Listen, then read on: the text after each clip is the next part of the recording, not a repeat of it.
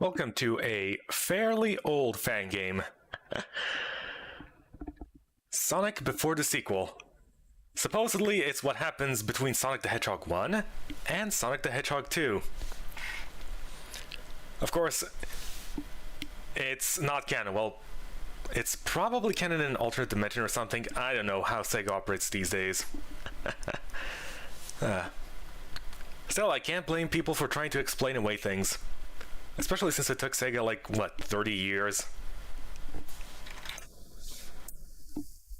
To explain what happened between 1 and 2.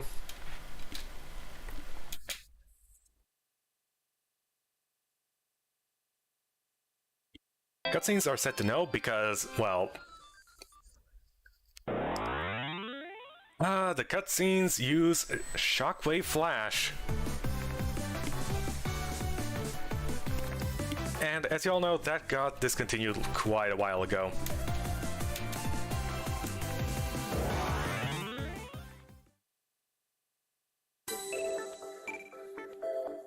Read the script. Who are you, my scriptwriter?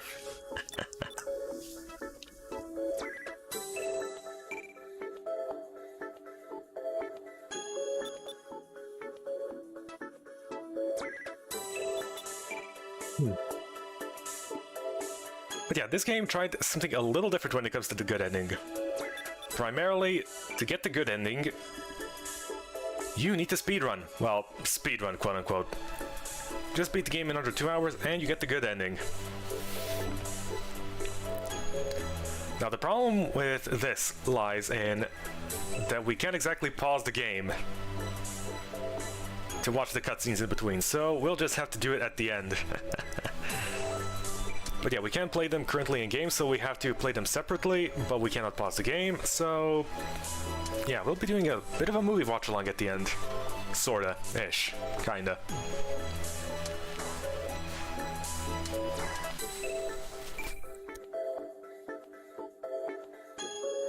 Yeah, sorry for not reading the script. But we all know all the best movie scenes are made off script, or... people just go whatever they feel like it. I think? Maybe. I don't know. I'm just making stuff up.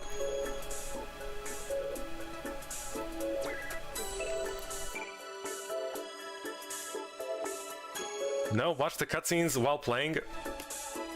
That's going to present a bit of a problem. Okay, where am I gonna fit all of this into the screen?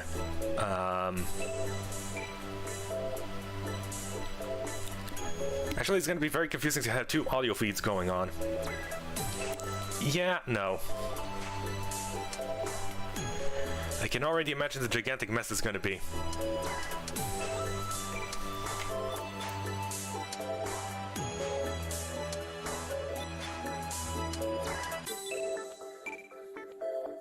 Still, since the game is purely focused on speed, we can just, well... go fast. There's no Chaos Emerald collecting. Well, there are special stages, but...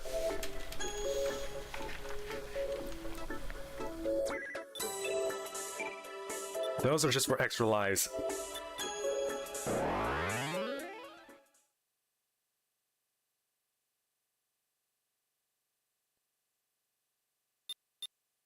Cutscenes are highly recommended, except for the one tiny detail where they completely crash the game.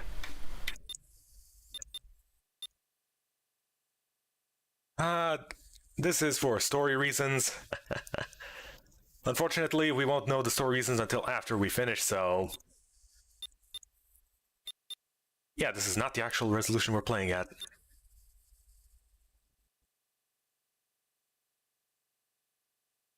Please turn it on. Marty! It's going to crash the game because Shockwave Flash isn't supported anymore.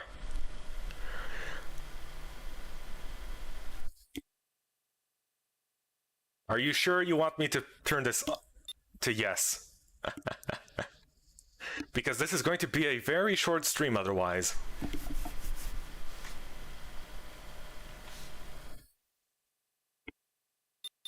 In fact, it's literally impossible to play this with cutscenes on.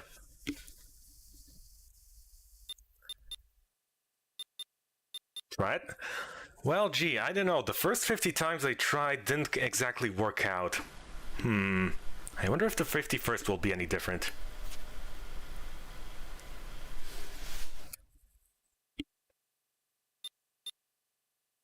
You know what? Yes, I have faith in that it's going to be the exact same. We'll do a watch along later.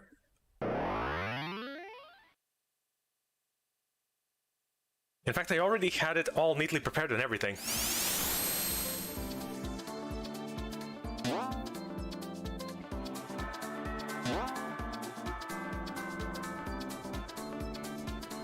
But yeah, this being quite an old Sonic fan game,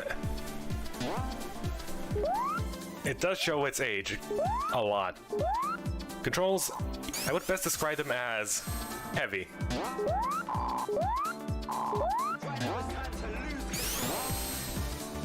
I would show off all the fun quirks and everything, but we gotta go fast. And I also can't exactly stop anywhere to point out all the small, tiny aspects when it comes to stage design, etc., etc.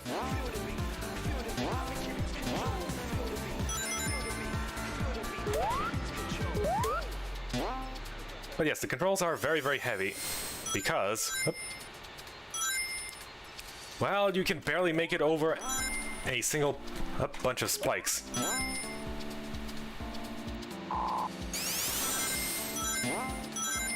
With a singular jump.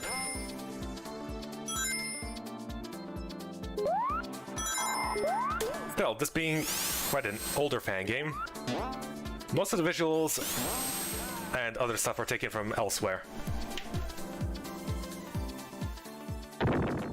And repurposed. Moved around. Like a nice collage.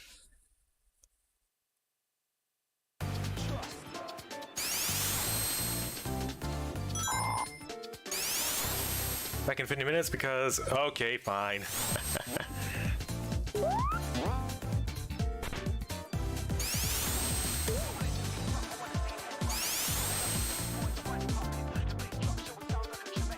Marty, should have done your research before attempting to write the script.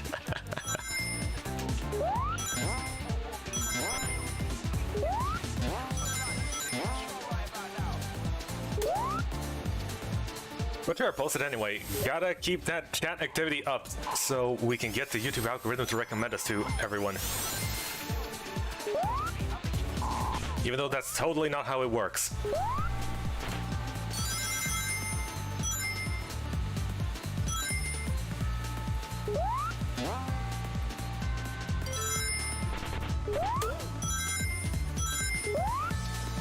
It is kind of fun not having to worry at all about being hit or not, since there are no ring requirements for special stages.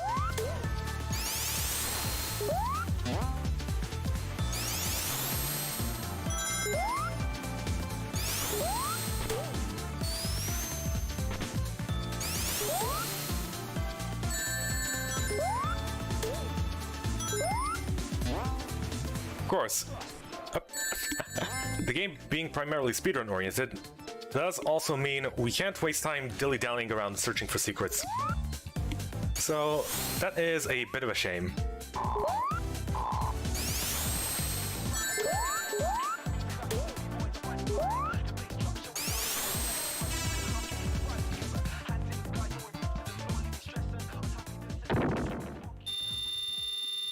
In Sonic Origins, Sonic touches a Chaos Emerald, sees a 7th Emerald on the... Okay, yeah, that's just the Origins version. This one is a little different.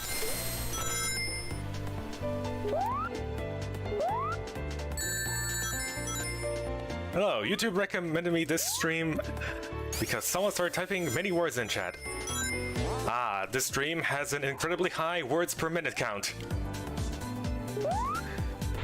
The plan is going flawlessly. Wood Zone, by the way. Mixed in with a little, what was it, Aquatic Ruin? Yep. And a lovely little rainbow in the background.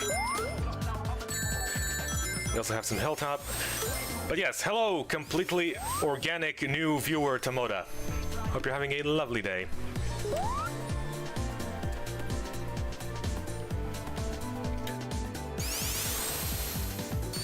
If this is your first time watching, be warned. Wordplay and puns abound. Pretty bad ones, too. Do we go in here? Sure. Might as well show it off. Hello, Yasser. Hope you're having a lovely day.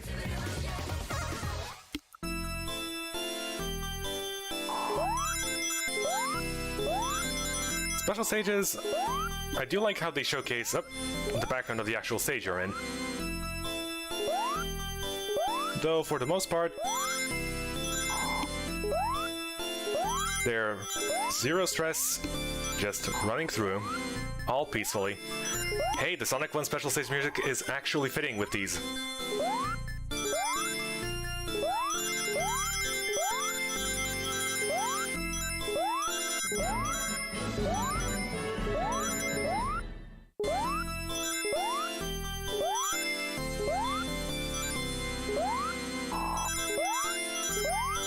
Music being a complete hodgepodge of different types of bit.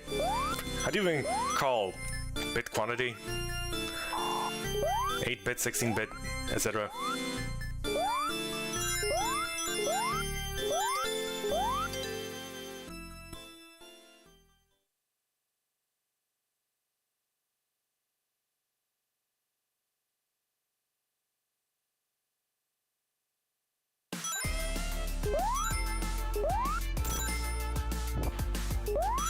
After 3 acts, we come to the act boss. Oh.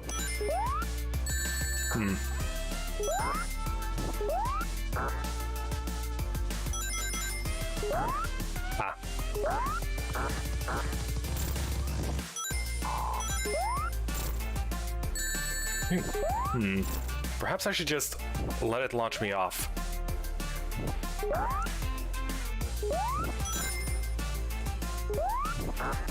No need to fight the flow.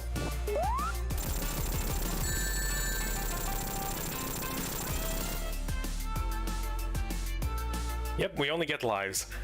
I mean, this happens right after the ending of Sonic 1. Sonic already has all the emeralds. Except for one.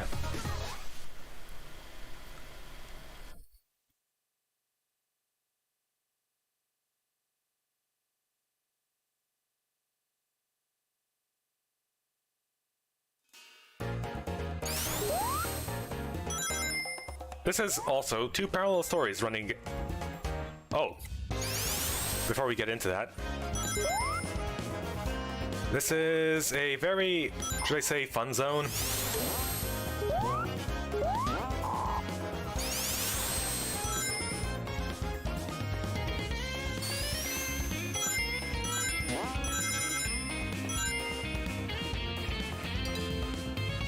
What sign is between Side and South Island? Well, I'm not very familiar with the geography of the Sonic world. Ah, hallucinogenic substances. Very good.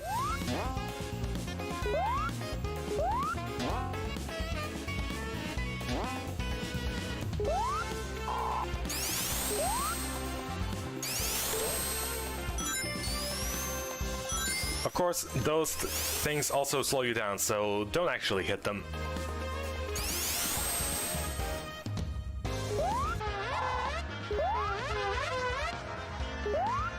I say as I just simply run into everything.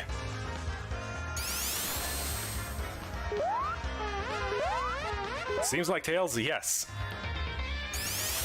This is before they met. As we all know, Tails before he met Sonic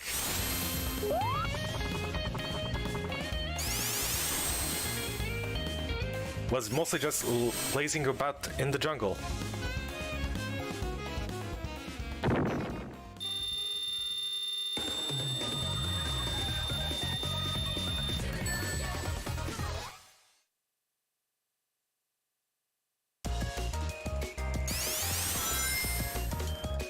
Or Star Shores, should I say.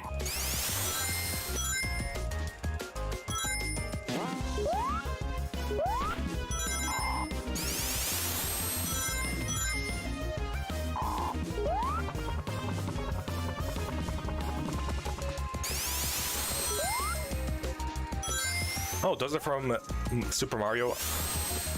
Super Mario World 2. Interesting.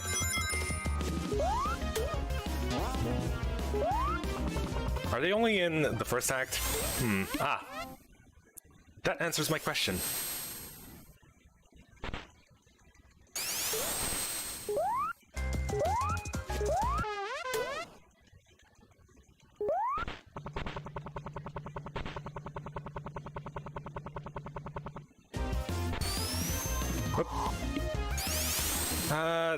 We do not appreciate Freedom Planet physics here. Oh.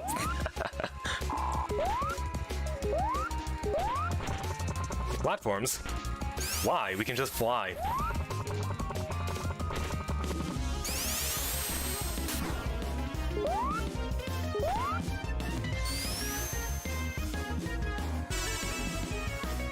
But yeah, as I said, this game is pretty much a gigantic collage of assets from a lot of places.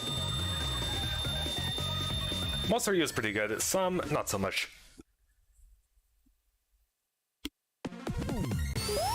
It does say it's Star Shores, although the stars do tend to kind of stick out a little too much in the scenery.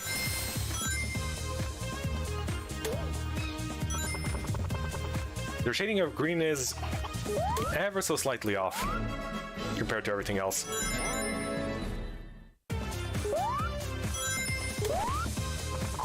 Should have made them a bit more high contrast compared to everything else.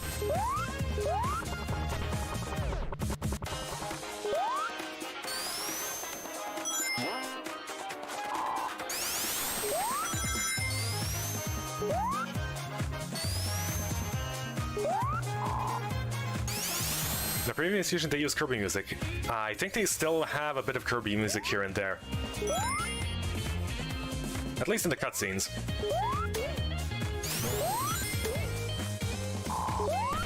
But yes, the 2011 version.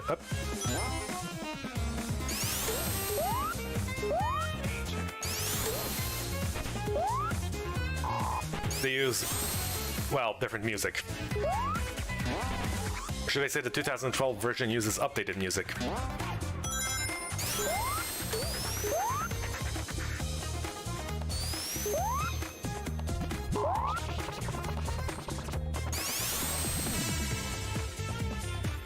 Do we go to the special stage? Nah.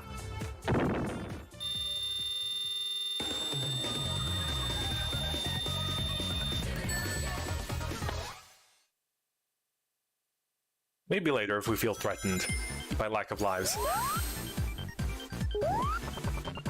Okay, can we? Nope. That doesn't quite work.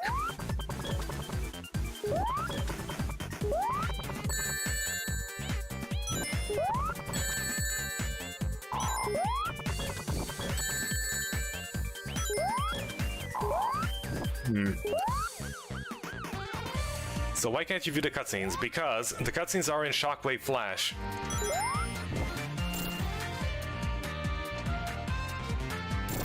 Well, I guess we'll just have to bounce off of, I feel like this is a little too much of a bounce. Just saying.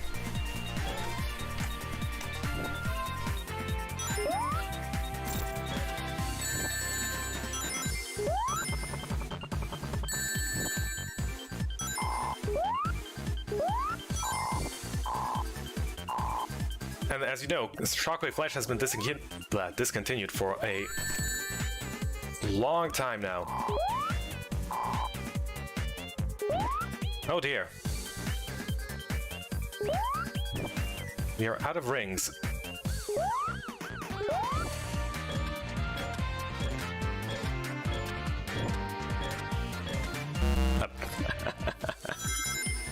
Well, fortunately, respawning is pretty quick.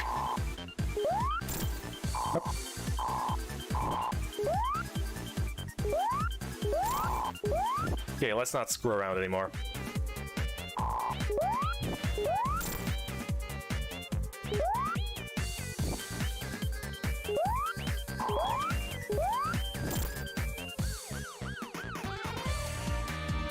I'm gonna video after this. Of course, that's the idea.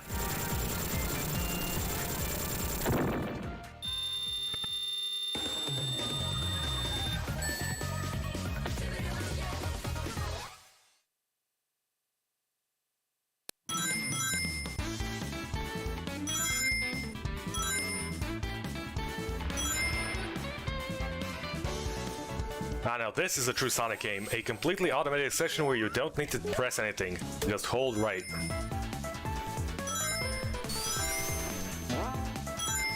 Lake has learned well.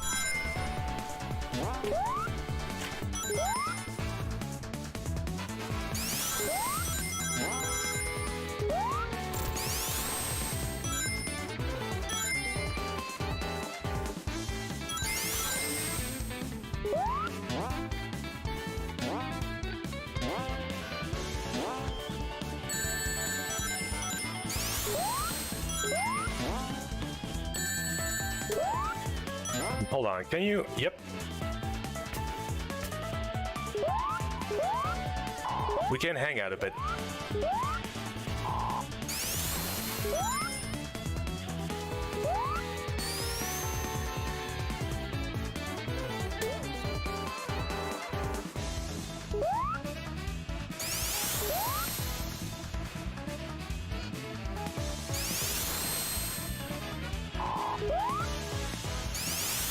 This zone, mostly up. Reflowing speed focused.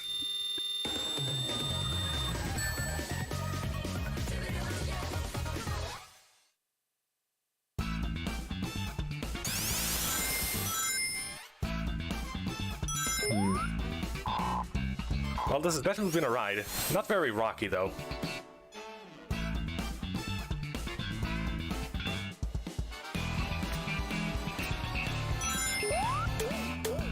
This stage so far does have its ups and downs.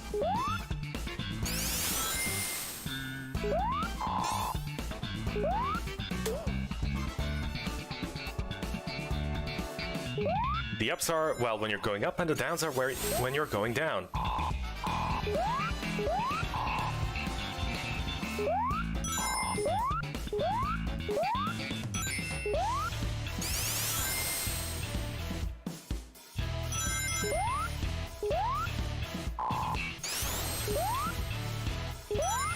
Up some, like one orbiting spikes here and there.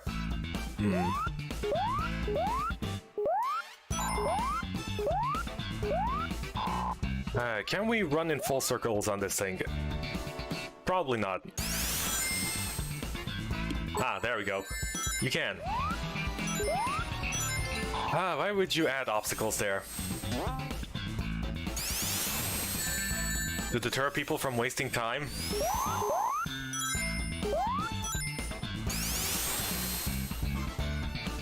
I thought this was supposed to be a challenge. You gotta go fast. And yet you remove psychological traps to trap people in perpetual loops.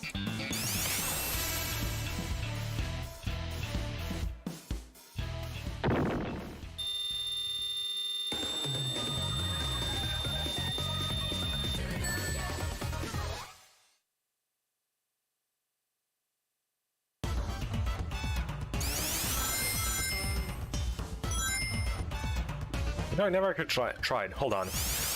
Ah, we do have the peel out. But you never actually need to use it because, well, we have the spin dash. And the spin dash is just a better peel out.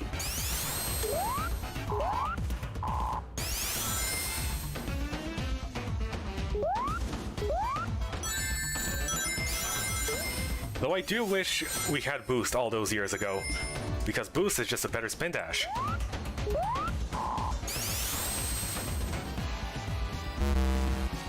Ah, they finally started introducing bombless pits. Good to know. I thought this was gonna be Sonic CD for a moment.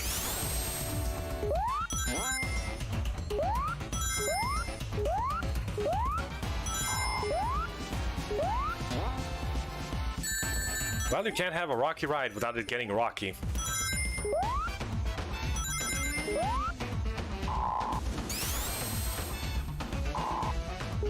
We were even properly warned.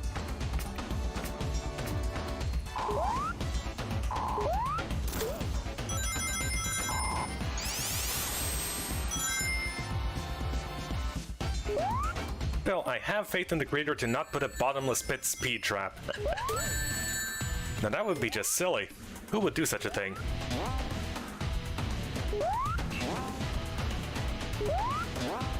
A speed trap that maybe not even leads to a bottomless pit, maybe into a pit of spikes that you can't even escape from.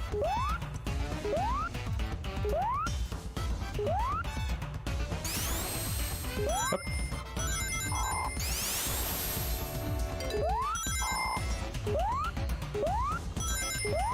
Though this place, I gotta say, does use the physics quite well.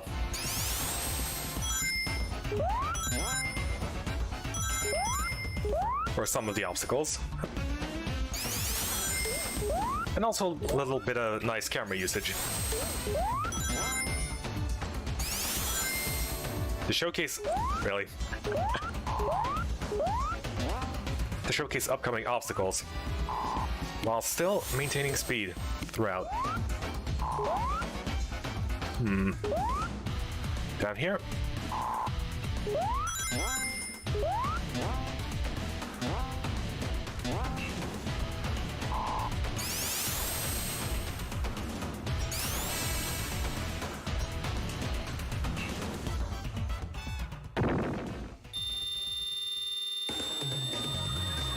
Nice, we finished climbing Red Mountain.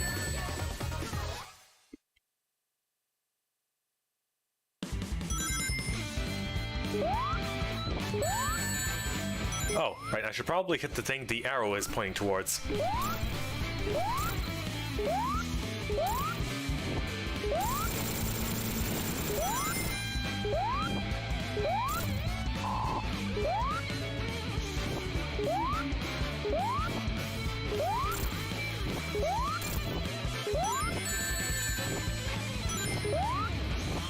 Okay, carefully.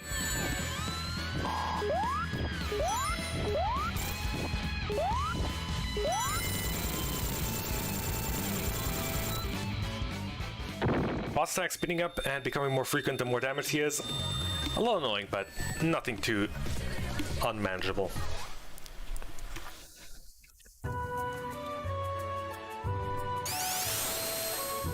Ah yes, Lost Level Zone. Very on the nose.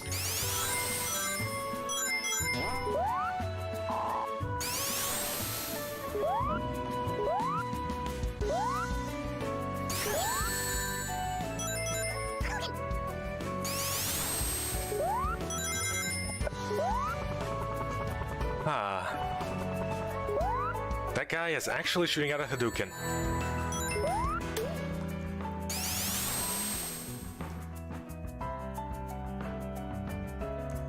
Hey Blue, hope you're having a lovely day.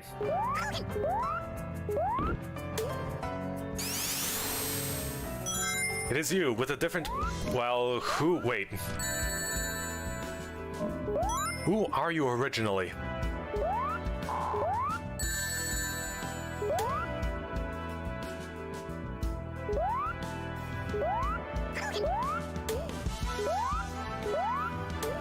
That is the other side of the screen now. Yep, it's always been like that when it comes to 4x3 games.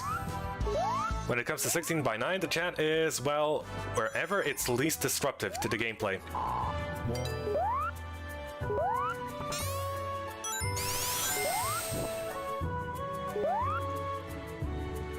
Okay, got it.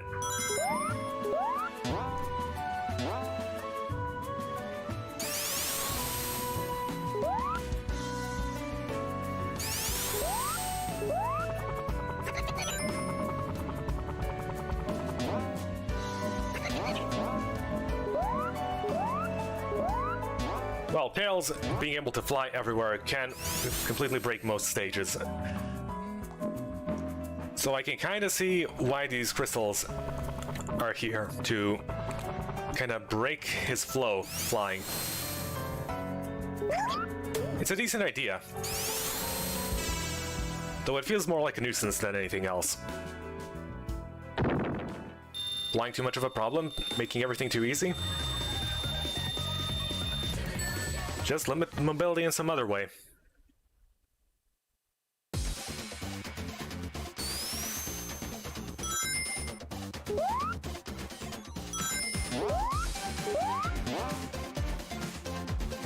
He really is reusing all the Sonic 2 lost levels.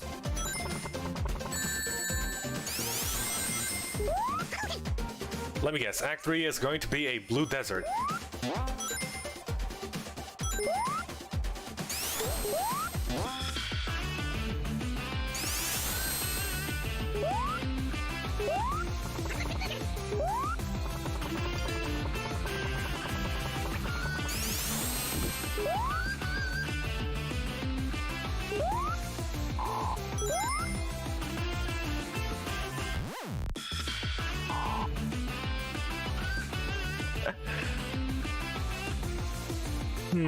I probably would have done a little bit of a better presentation with those spikes just floating around.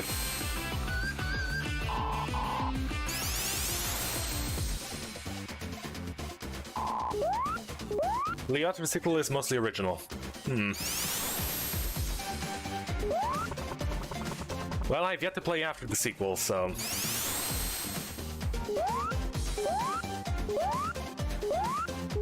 It'll be fun to see.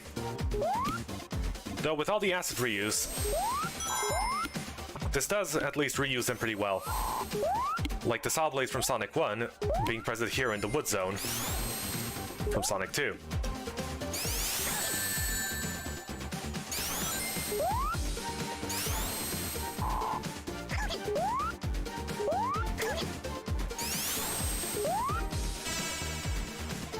Sonic Sprite in this updated version is based off of after the sequels.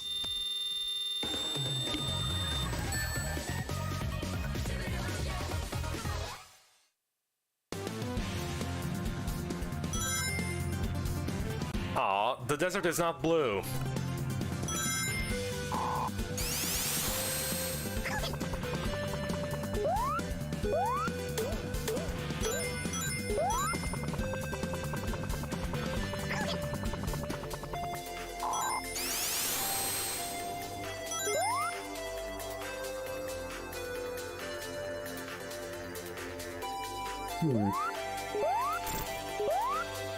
Was there an unused snow zone? Oh. I get what he's trying to go with here.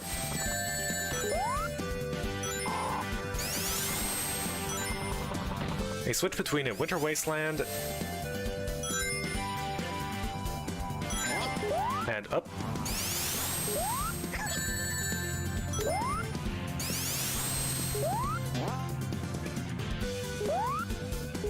And a sandy wasteland.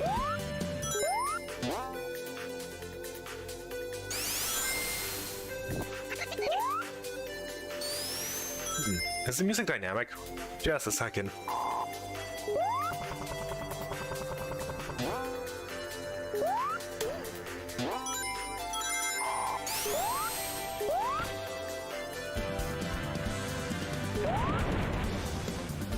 Hey, it is. Nice.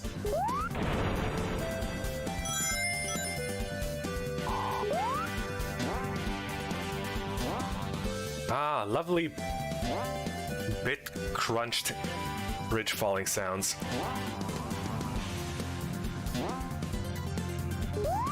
Well, I guess not exactly bit crunch, more like compressed, extremely compressed. Yeah, sure, let's go for the special here.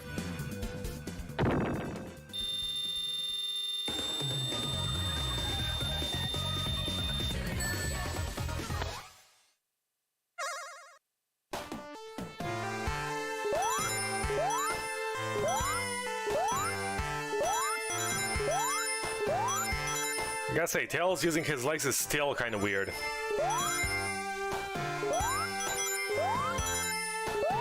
Oop. Thankfully, you cannot get squished here.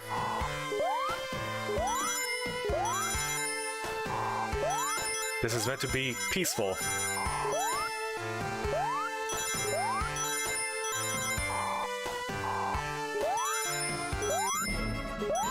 Actually fitting up the music. Transported to a mystical realm full of wonders and treasures. but also a bit of a sad and mysterious past.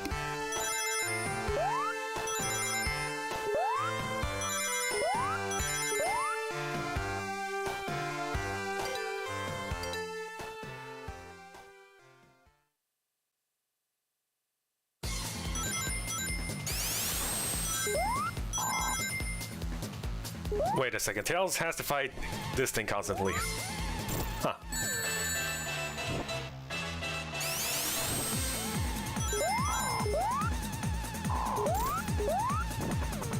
Okay, so what's preventing us from just flying in the middle here, waiting for platforms to show up, and staying safe?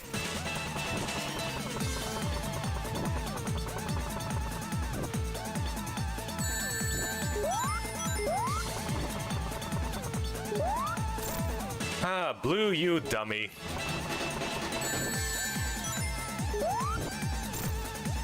Even if you delete the message, it still remains on my stream because I use a separate chat program.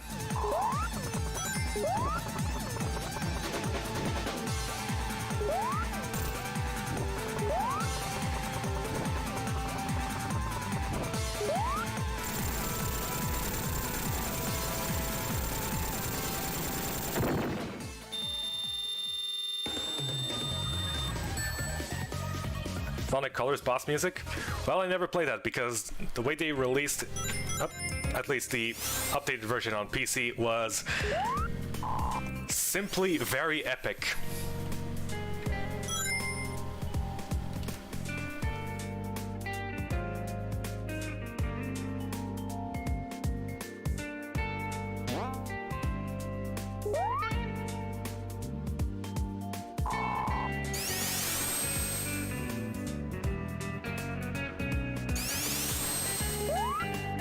You know, what a nice and relaxing technological paradise this is. Okay, screw that.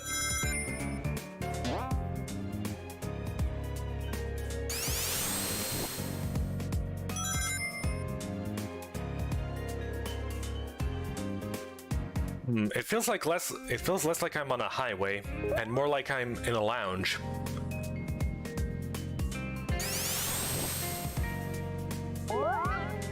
Don't you like all the bloom? I have a lot of things to say about bloom. Most of them are not very nice.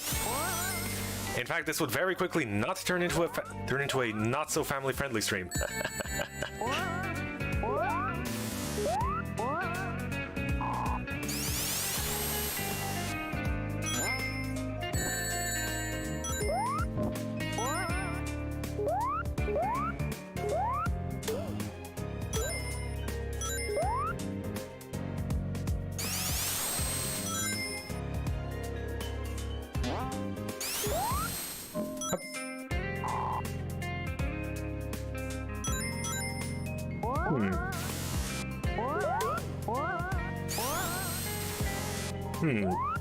Given the nuts here, and bolts,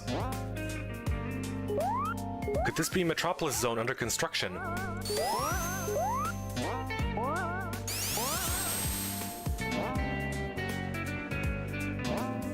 It definitely has more of the chemical plant feel to it.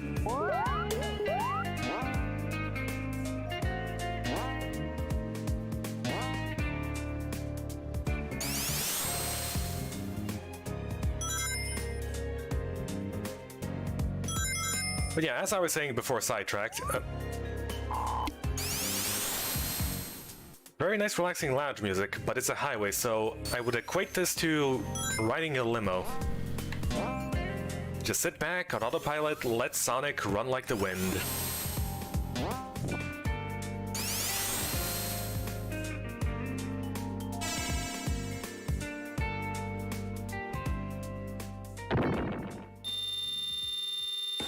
Multiple signposts, huh? I say that's new, but Sonic 1 already had that as well.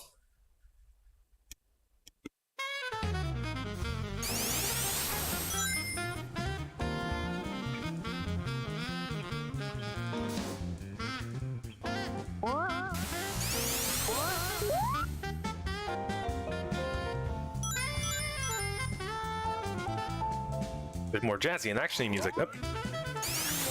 Okay, I thought it would. Oh. Well, never mind.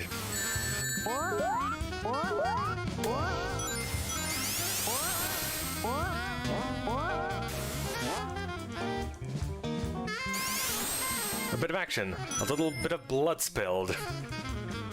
Hence the red hue.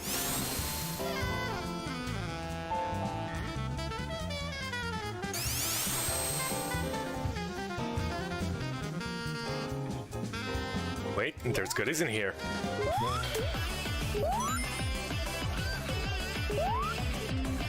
Wait. Can you even... No? Wait, what was the point of this? Just get a couple of these things?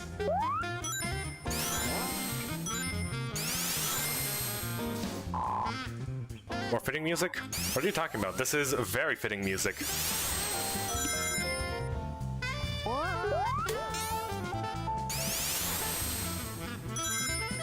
We're just cruising along. A little high speed, fast pace, but...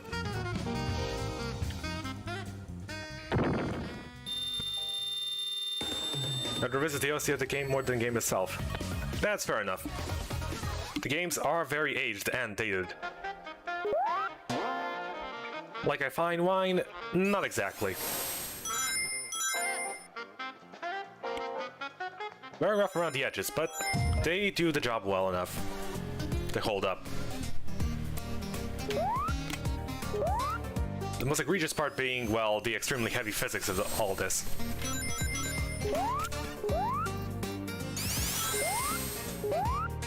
Miracle planned after an ordinary Sonic ROM hack. Ah, yes. The 50 million Sonic quote-unquote hacks that just palette swap the heck out of everything.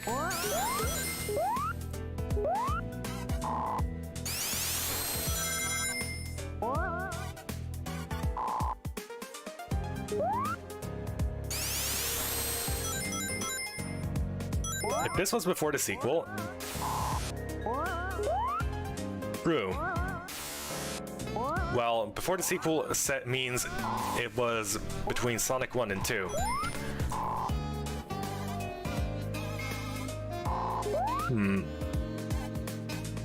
So this is technically Sonic 1.5.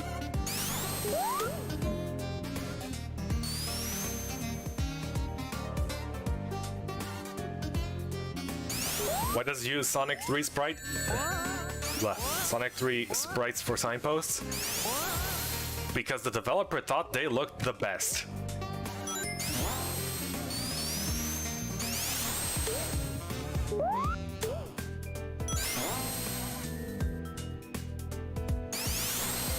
The developer, of course, being Lake. Lake Feppard. AKA Fake Leopard, I think. Is this supposed to be that? I don't know, I can't help but see wordplay everywhere.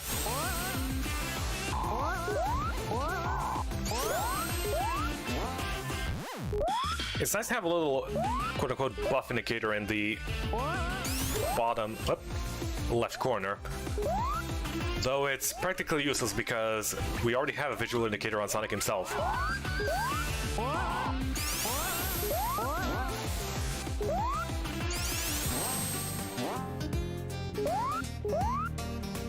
And you are a lot more focused on Sonic than anything else. Especially when it comes to high-speed platforming.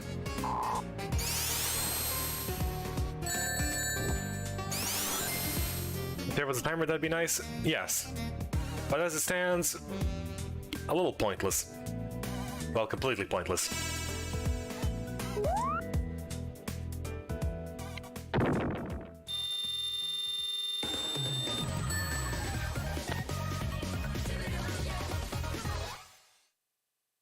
There's some modded sprites, but altered.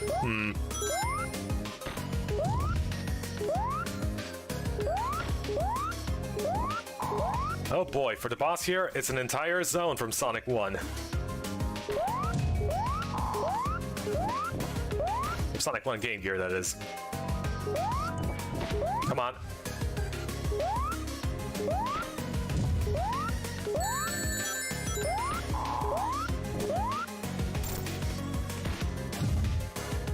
You seriously think you can run away from Sonic in a flying whale?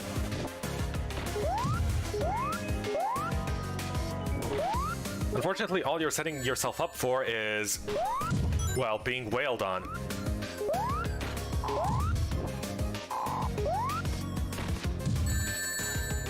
As soon as I get the momentum and physics right here. Hold on.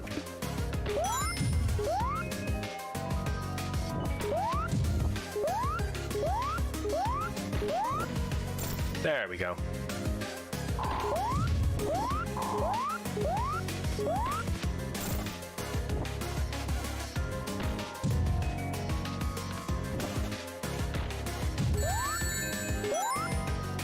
Nintendo's what's it gave up on.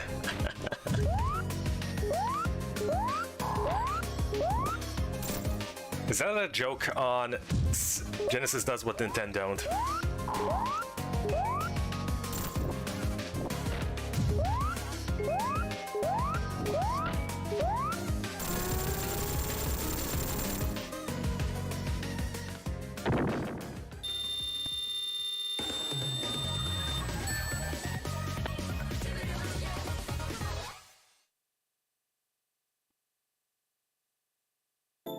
Because they stopped me. Yeah.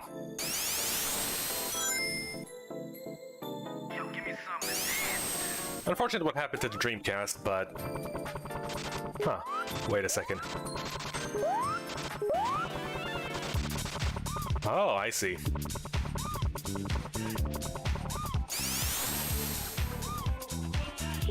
Just a bit of puzzle.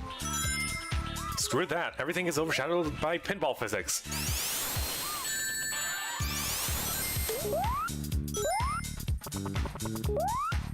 But yeah, unfortunately what happened to the Dreamcast, still.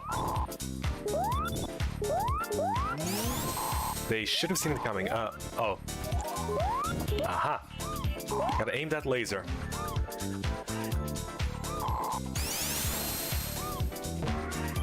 Unfortunately, the Dreamcast just didn't do enough compared to the PlayStation 2. As consoles grew more in power, they surely needed to... come on. Grow more in function as well. PS2 sold pretty well, and the games sold very well as well. But mostly because it doubled as a DVD player of sorts. Well, not mostly, though it did play a pretty large factor.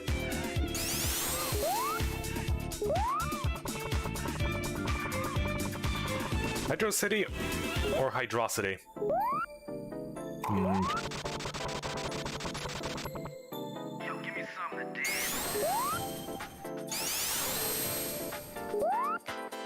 They massacred a lot of consoles. Well, yes, consoles were in fact originally built because of the hardware requirements, and the processing power was not enough, so hardware had to be specialized. Which is originally how consoles came about. Of course, nowadays, as time went on, yeah, and consoles got more powerful and hardware got more powerful, you couldn't really rely on consoles just playing games. They needed something more, they needed versatility. Which is precisely what the PlayStation 2 did to get an edge in the market, like a very, very big edge.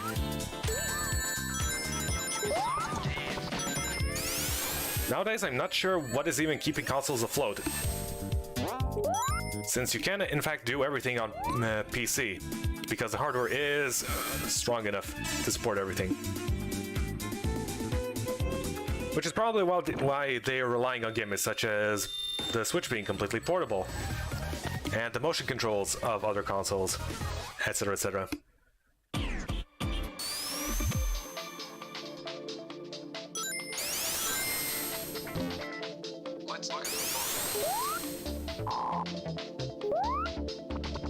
But the startup sound? The PlayStation 1 startup sound is the best, if I do say so myself. Oh yeah, I never answered. Is it Hydrocity or Hydrocity? I suppose the proper answer to that would be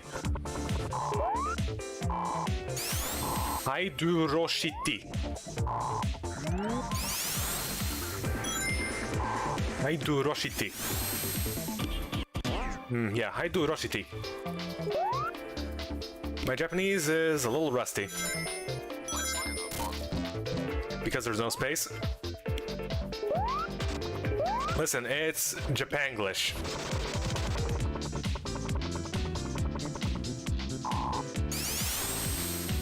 You don't make sense out of Japanglish.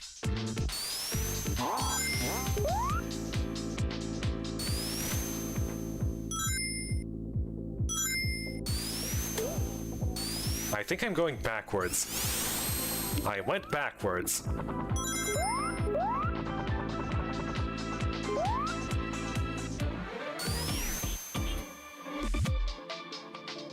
It's Howard Drossen Zone. Of course. Let's look at the phone.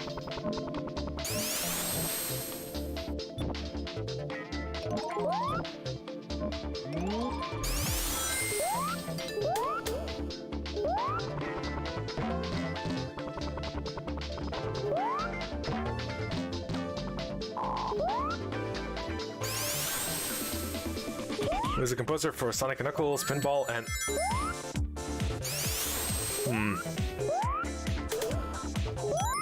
But Hydrocity is...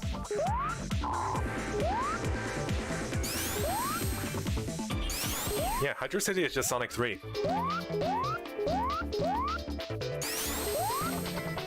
Let's look at the phone.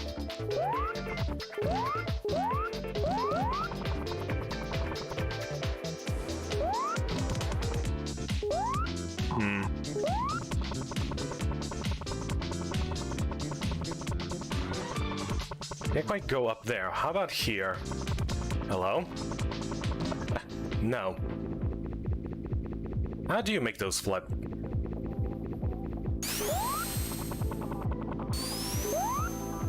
Ah.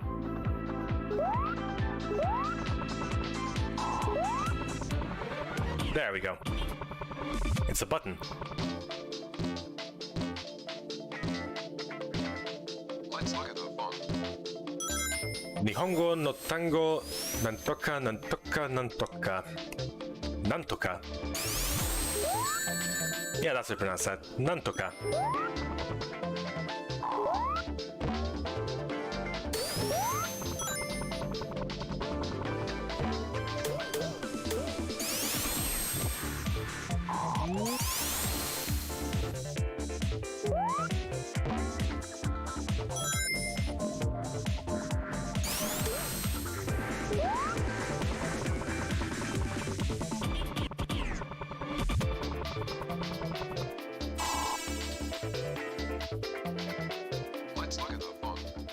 Literally translates to Japanese words, blah blah blah. Well, can't say that's inaccurate.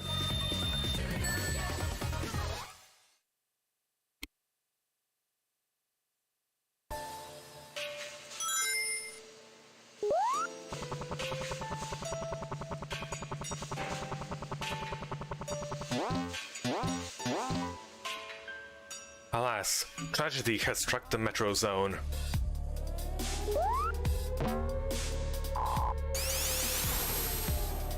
Wanted, Sonic the Hedgehog.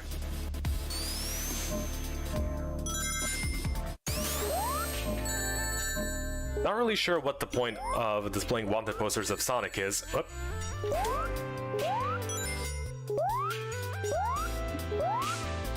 Since this is all just robots, you could pre-bake Sonic into everything and everyone's programming.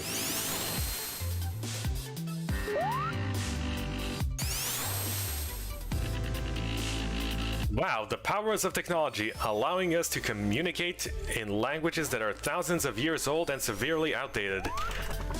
I feel so much more efficient now.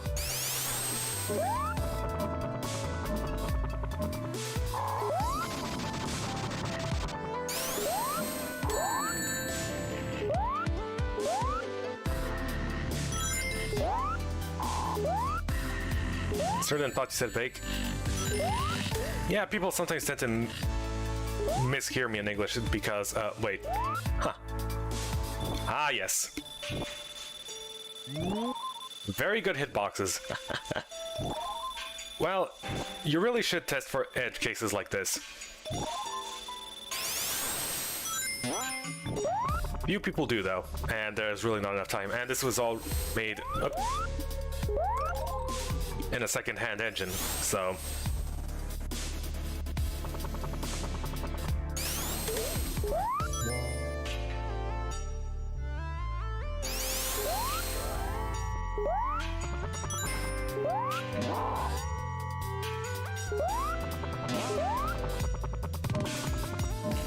But yeah, people tend to mishear me a lot because, well, English is not my first language, and... Oh.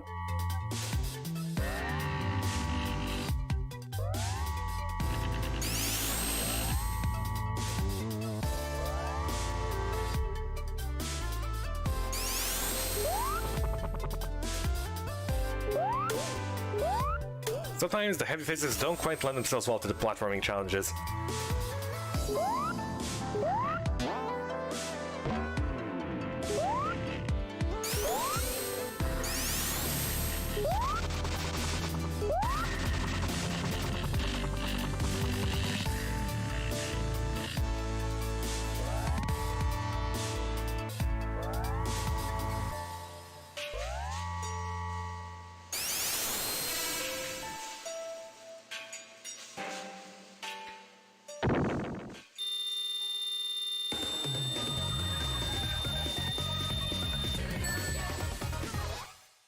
The question is, did we catch the train? I don't know.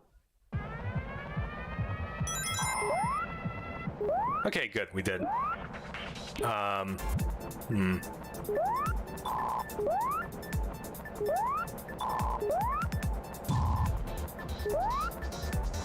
One, two, three, and okay, I see what they want me to do.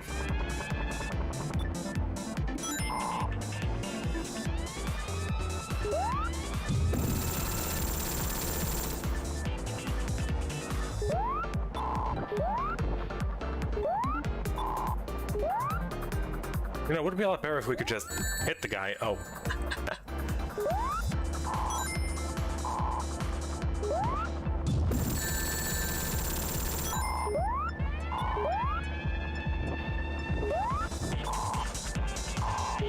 Do you know how long the game is? About 2 hours. Just under 2 hours. Because you need to complete the game within 2 hours to get the good ending. Because of a little thing called time points. But yeah, basically the game judges you based on how fast you are. And if you're fast enough,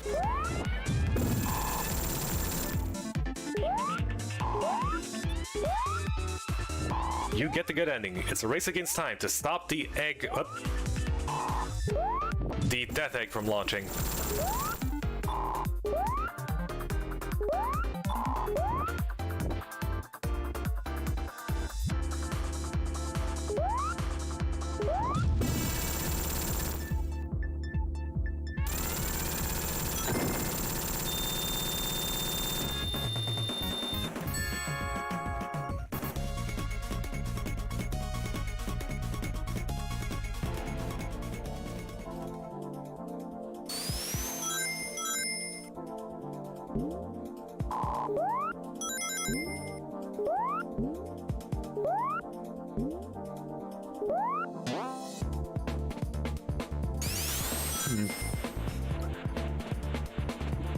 I am very much... Ooh. A little bit of up and down action.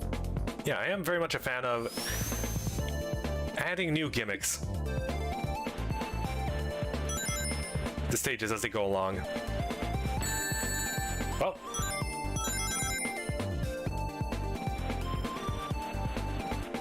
It keeps things fresh. Well, new gimmicks in terms of basic gameplay and controls.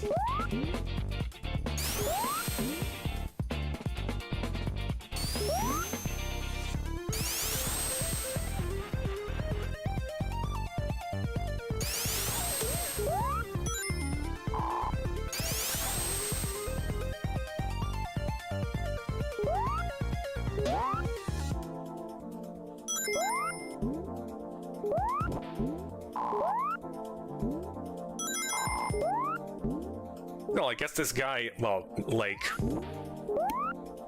Lake? Wait a minute, a guy named Lake making an underwater zone. Of course. It all makes sense now.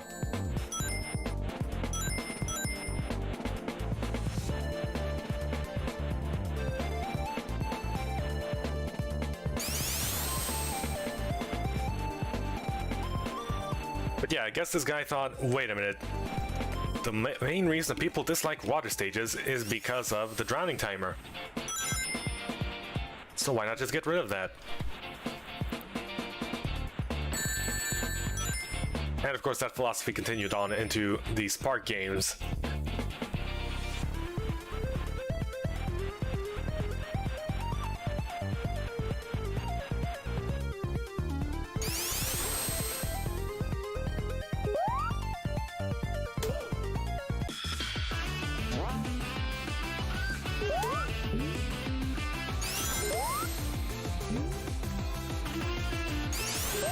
Though he is up. Okay, can't quite change directions on the fly. But he is right about stopping for air being a little annoying here and there.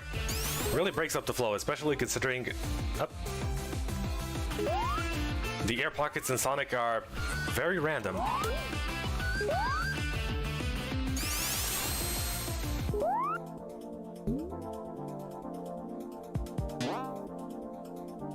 Being locked into the wall and not being able to move ever so slightly to the left.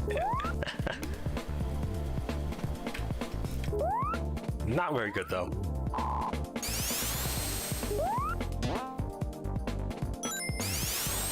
Slow underwater, like in one of those dreams where you can barely move.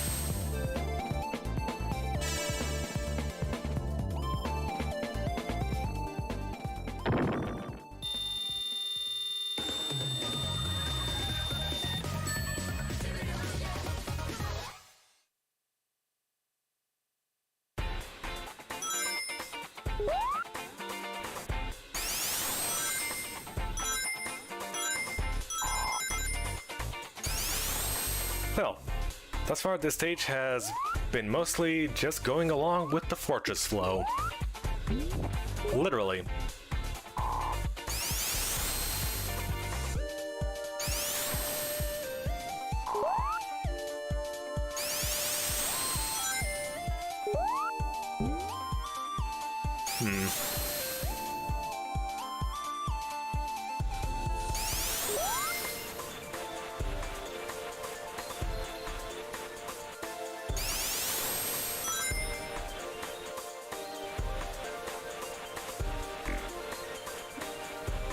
Oh dear, that does not look very friendly.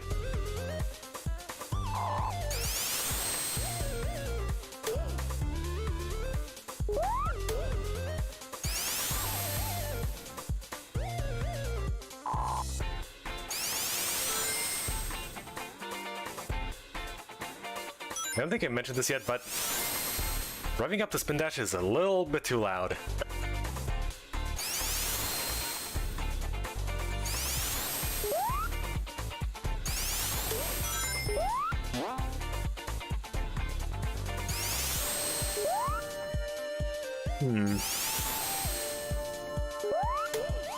Mostly launch base zone with a bit of chemical plant tubing going on.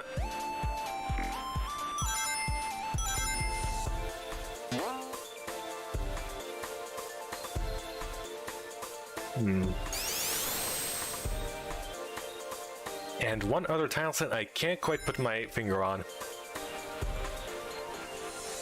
Also have a bit of a Hydro City. Oh. Didn't see you there.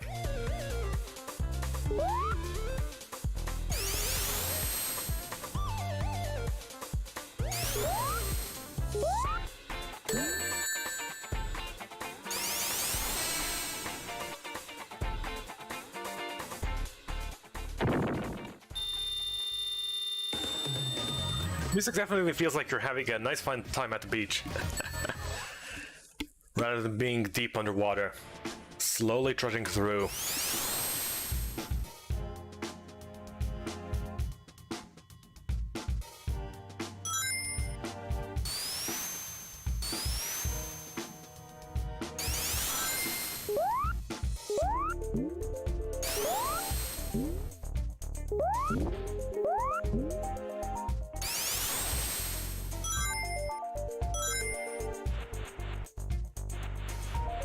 See, this feels more like it.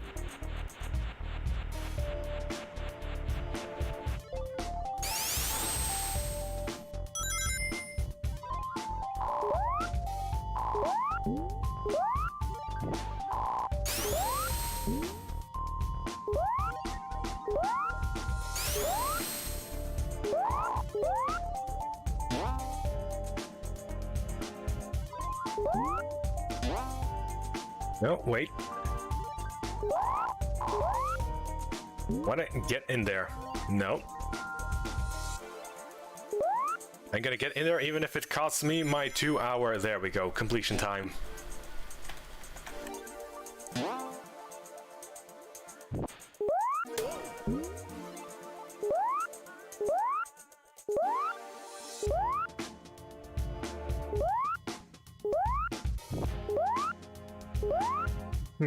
Thus far, I don't believe there has been a jump that actually required the double jump. Would have been nice to have at least one or two of those.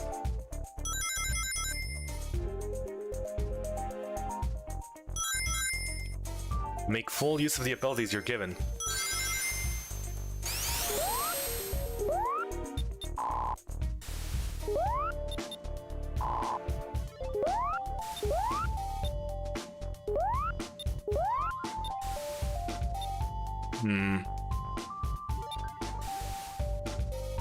Ah, you're supposed to just keep it pressed down.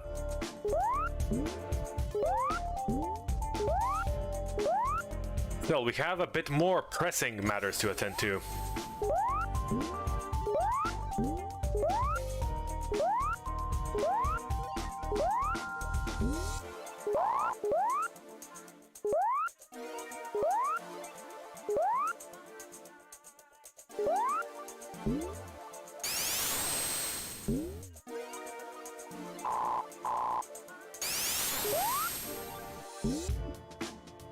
Ah, no mid-air control.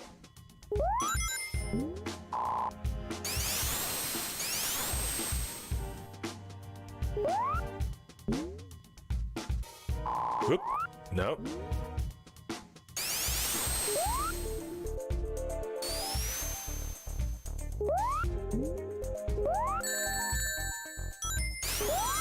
Hey, thanks for the damage boost, and I messed it up. Okay.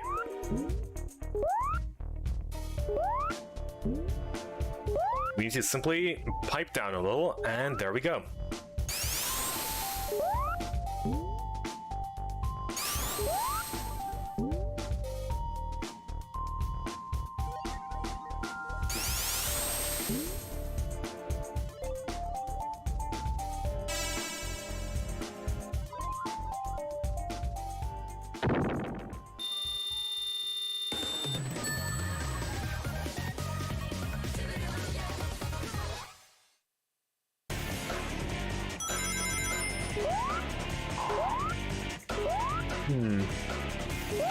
It seems Eggman is learning, though he's still using giant fish.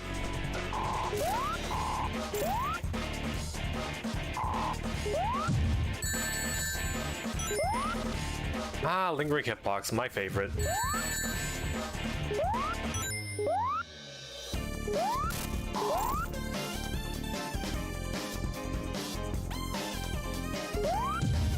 Well, Eggman is definitely fond of marine life when it comes to his machines around here.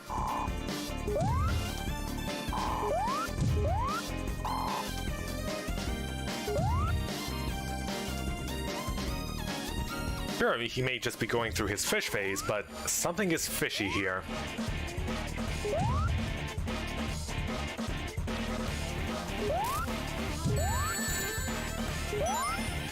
That missile always touches down a little sooner than you would expect it to.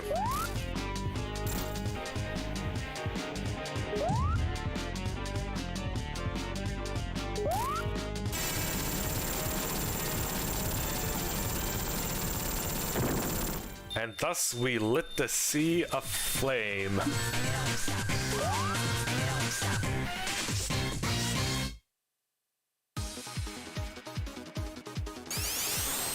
Well, that was very loud and potentially even glitched out, considering there were two Sonics on the screen for a brief moment.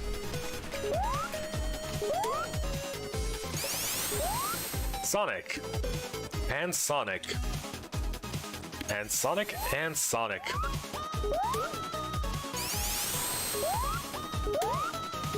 Imagine Sonic the Hedgehog, but every character was Sonic.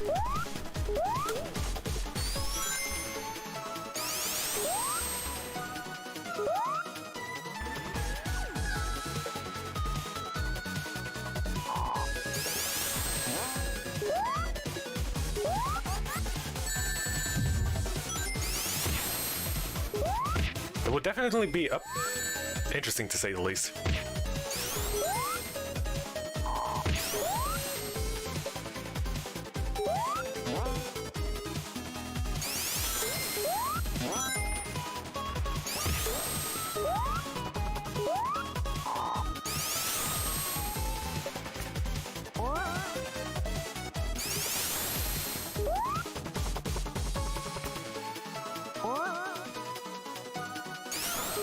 Called Sega Sonic Bros. Featuring Sonic and his brother Sonic in their quest to stop Sonic.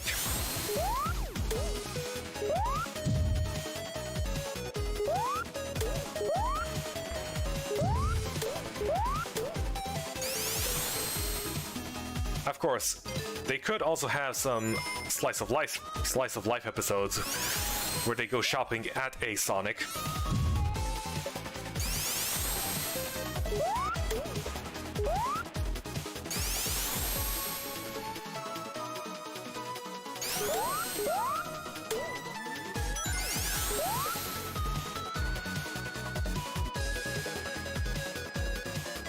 Featuring favorite characters such as, oh boy, Red Sonic is my favorite.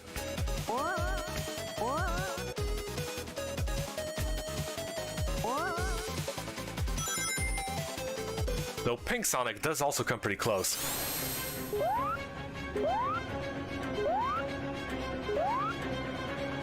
The imminent threat of drowning. So, hello? Are you actually going to spawn anything? No? I have been lied to. Deceived.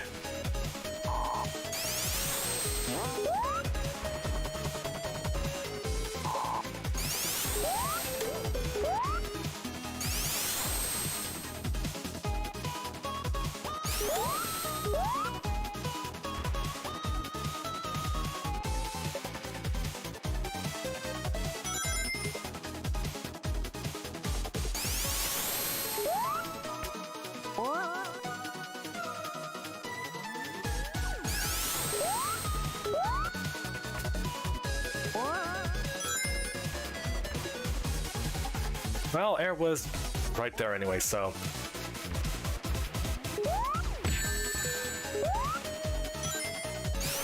You know, the cartoon punch sound effect really drives it home.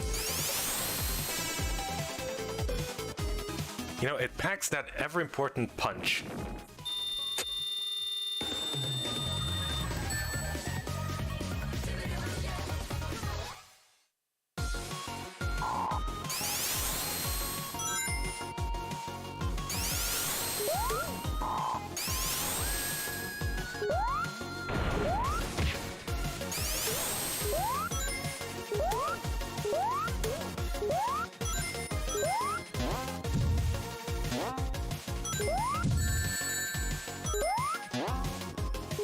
I would probably have some sort of comment based on where we are right now, but we cannot watch the story. Because the story has reached its expiry date. Alas.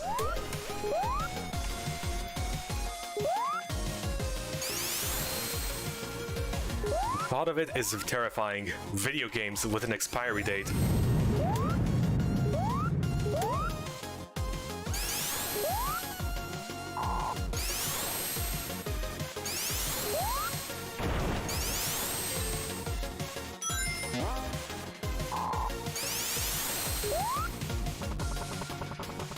Anything up here? Nope, just a waste of time.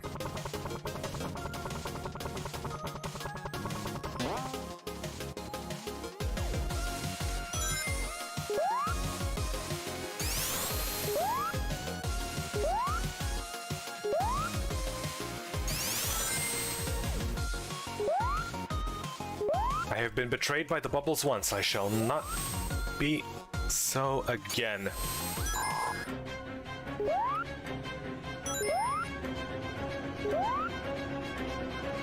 Okay, fine. I'll give you one more chance. I don't know what I expected. Really, it's only fitting.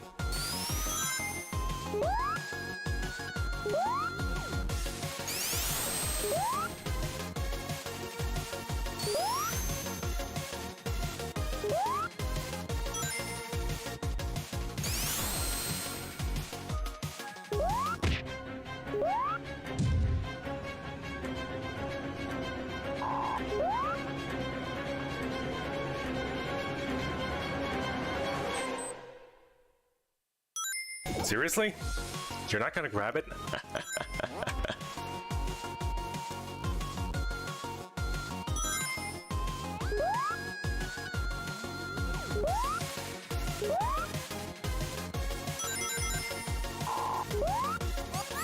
Okay, so we can only grab by jumping. This makes things a little complicated.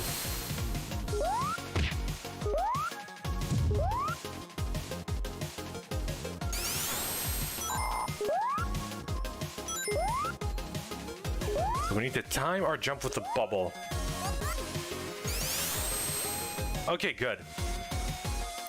That was a breath of fresh air.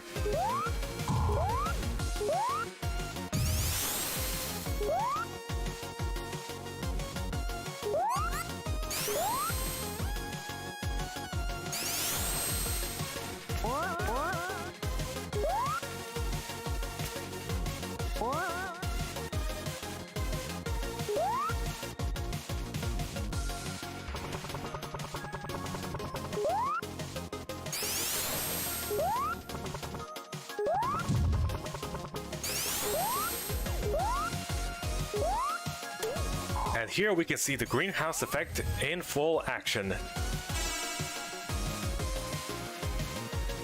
This garden is fire, and not in a good way.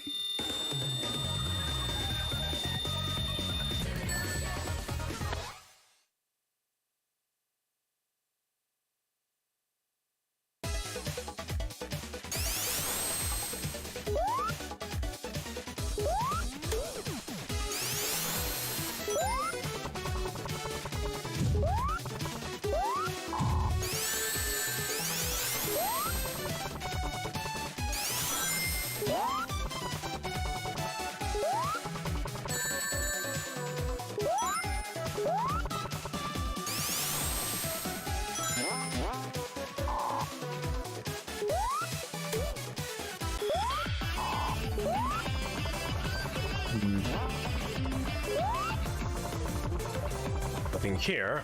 Wait a minute. Where are we supposed to go?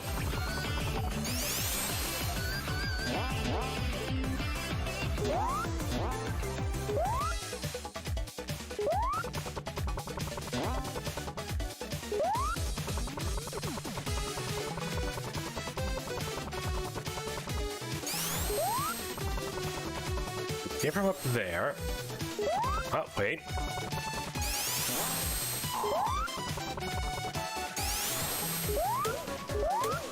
I may be a little blind at times.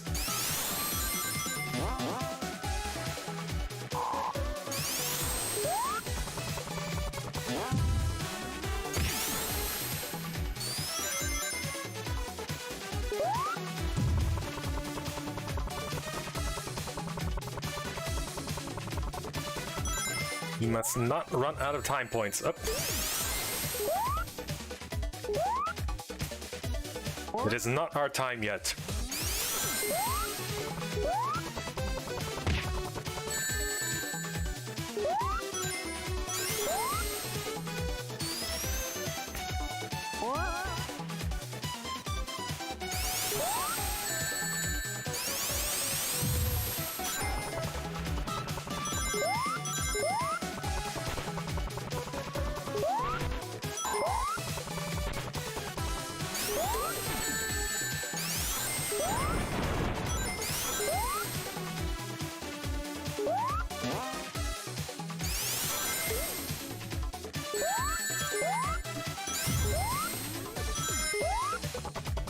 It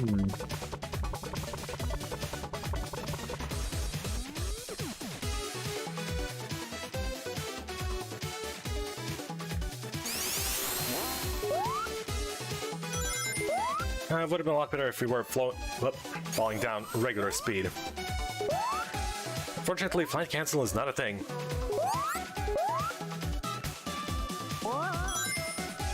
The technology and sense and design sense were simply not a thing back then.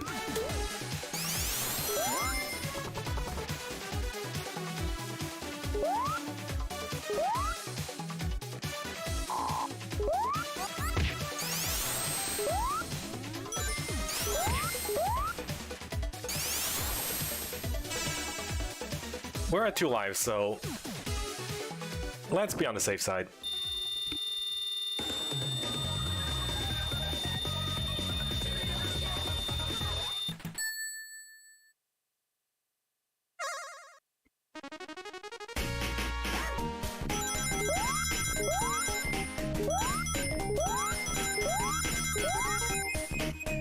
Okay, this is extremely familiar, but I can't quite put my finger on it.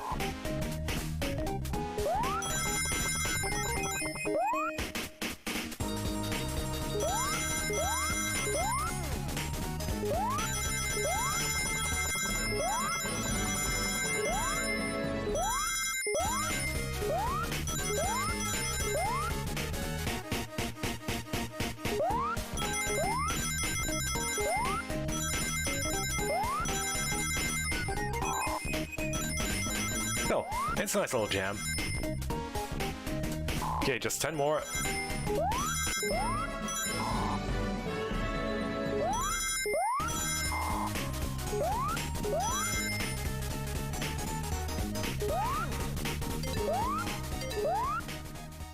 Y-Star? Maybe.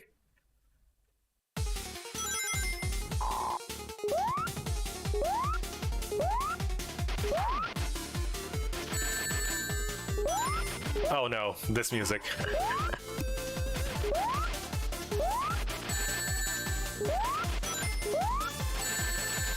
Wait.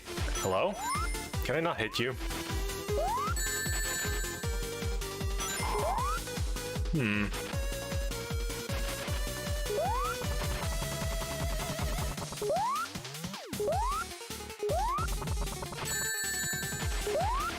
Does not look like it. Oh. Right, this is a little counterintuitive.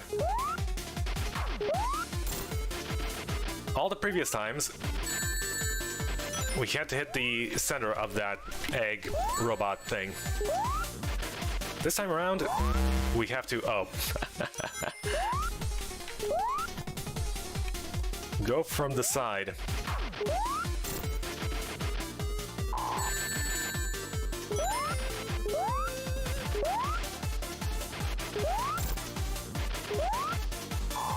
So, one thing I'm glad of is...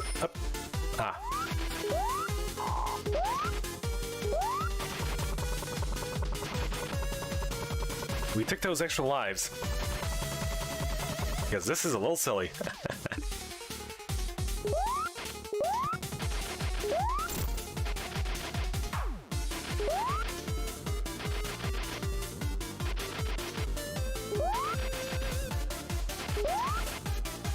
Gotta hit you from over there.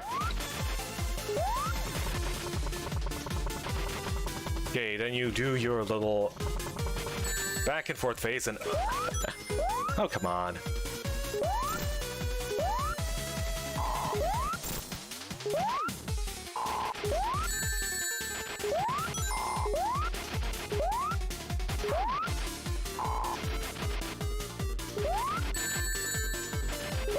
Nope, not working.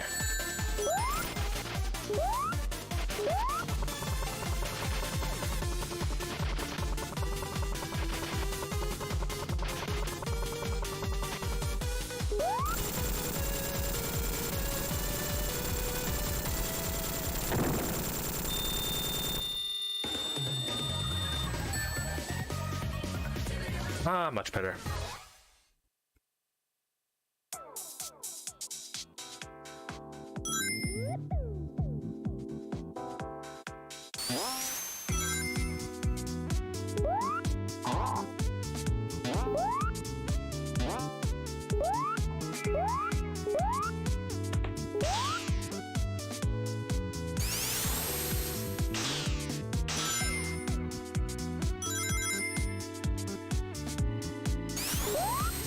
Well, you've heard of the Titanic Monarch. Does this work? Sorta.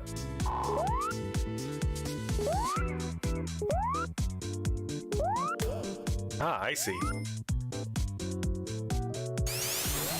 But now you have the Titanic Tower.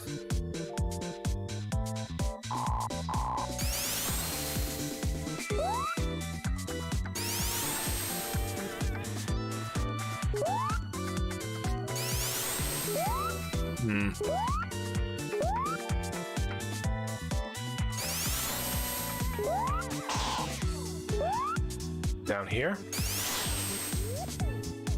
There we go.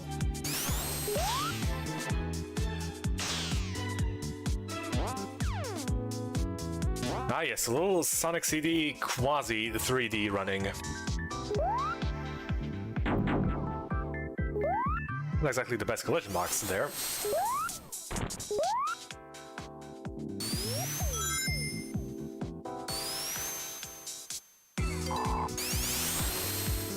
In terms of Cloudy Where to Go, not exactly the best level thus far. Still, manageable.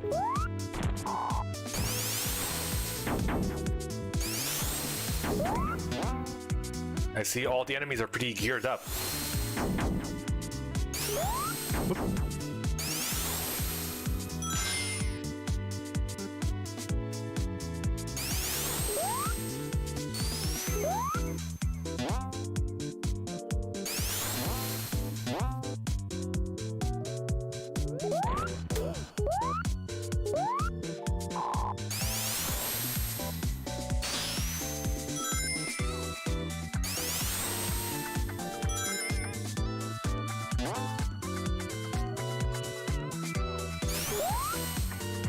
You know, the Death Star equivalent of this world is, oh, we turned everyone's lights off.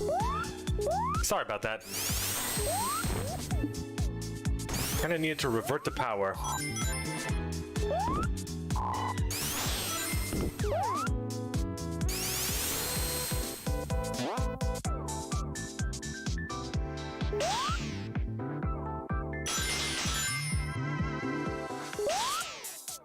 It's just a little blackout, they can handle it.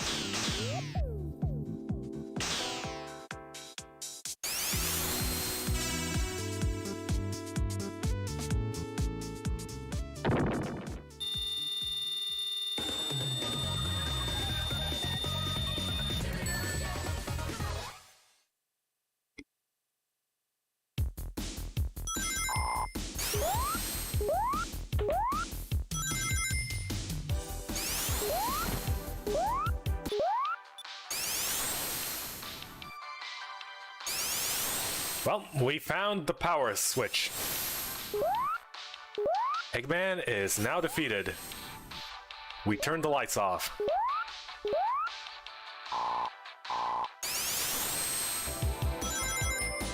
Oh, it doesn't really last though.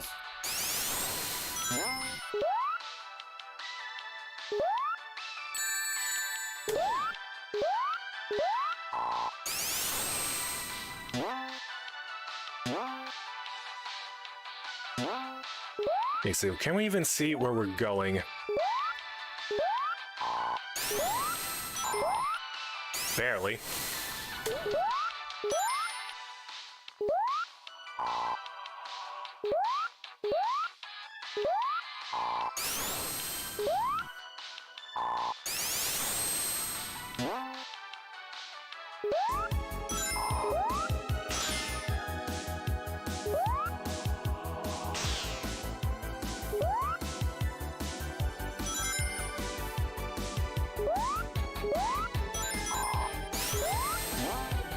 You know, I don't think there are eggs in those boxes, just saying. Maybe that's how Eggman got past all the security. He just labeled all the boxes as eggs, and nobody knew he was actually building a giant death machine. Which also just happens to be called Egg.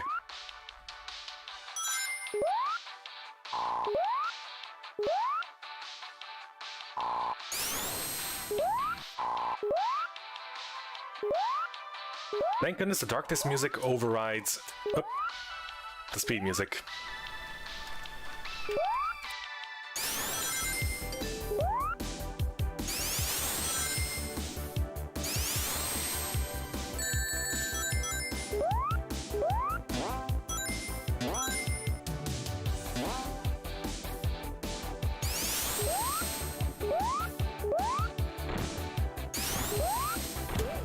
Ah yes, cryogenic stasis.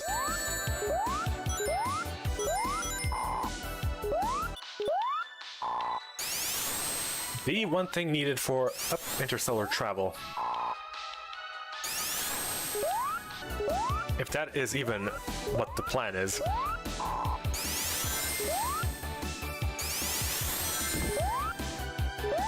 So what even is the Death Egg? What is its purpose?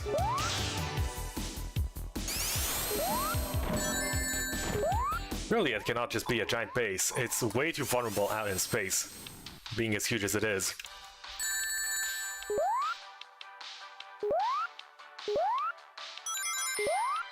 Must serve some other functionality.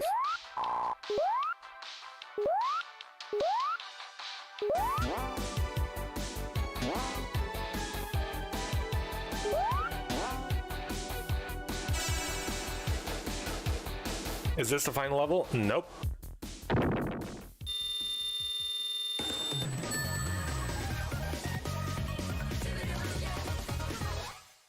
Not quite yet.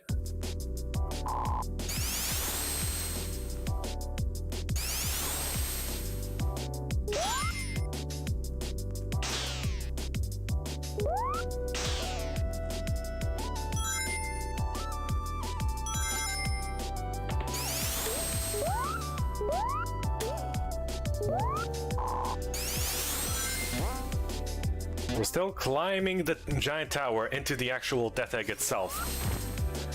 At least I think.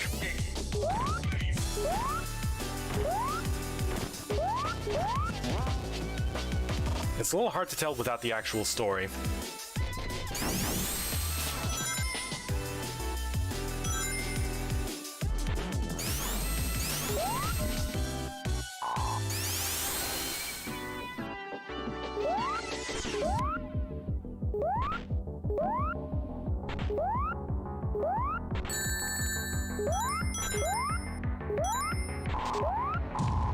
Up. Ah, I really thought I jumped there.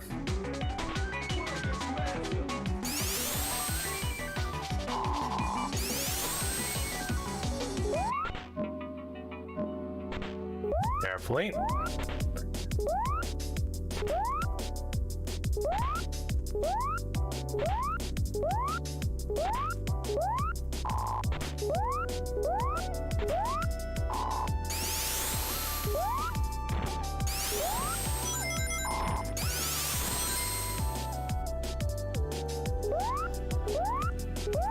And two.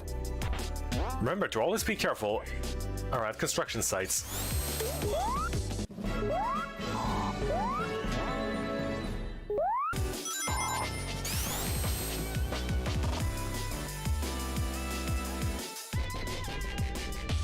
You never know when you might just slip up and fall.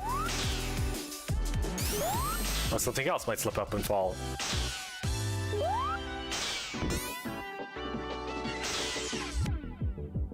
Okay, so that thing just launches you off.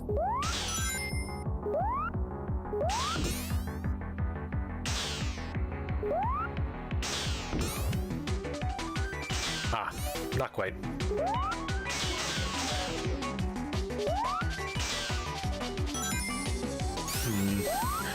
Whoops.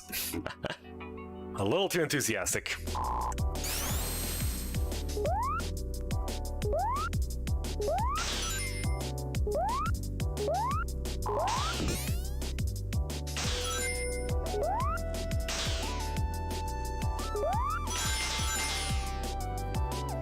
Ah, what is it with lake and giant towers to climb?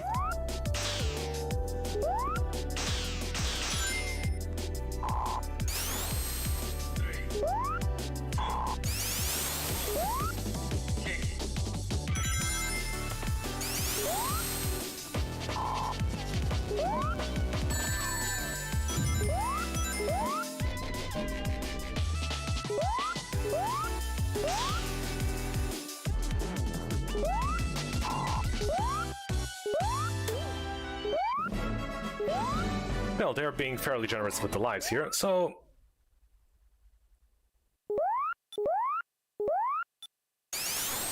Hello? Well, third time's the charm.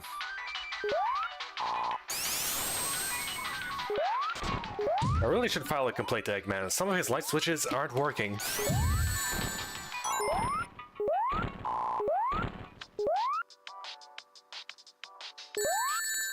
I mean, how can I make terrible lights out jokes for Eggman if I can't even turn his lights out?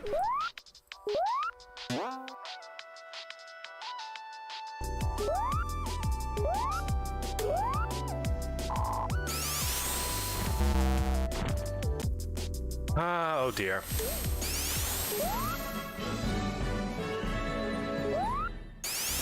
Oh.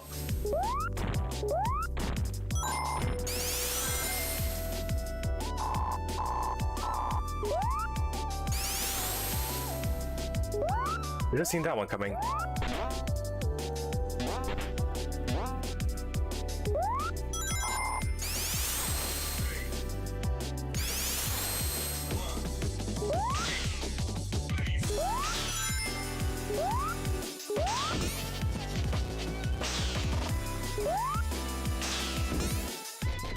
Though, wait a minute, our lives are reset.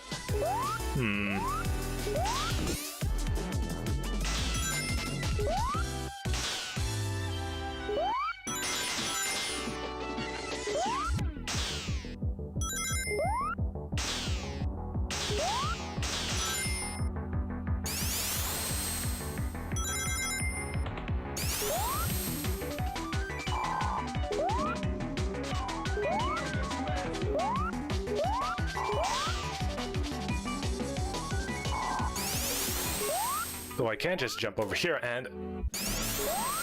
grind lives, oh yeah. The official Sonic the Hedgehog before the sequel. Grinding lives tutorial. There are 2 lives in Titanic Tower Zone Act, is this 2 or 3?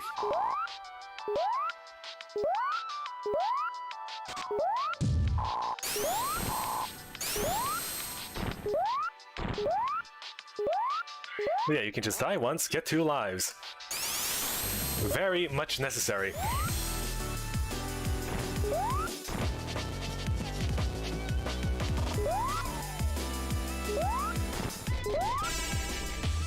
Ah, it was 3.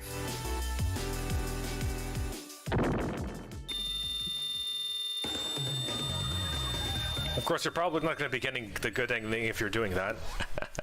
Not even close.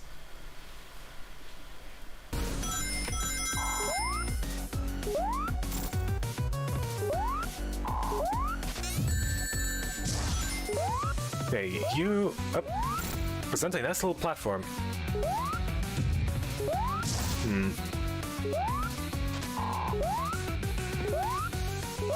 Unfortunately, the projectile, not exactly threatening. Unless I just happen to run into it.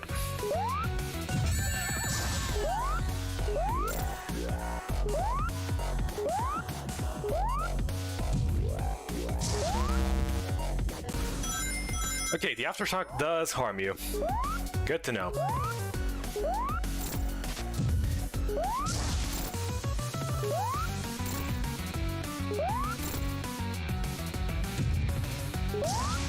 Oop.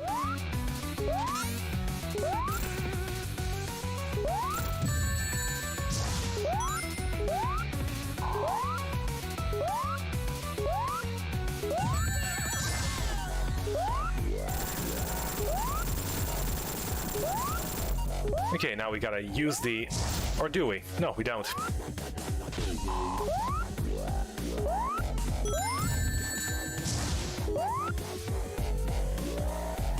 Ah.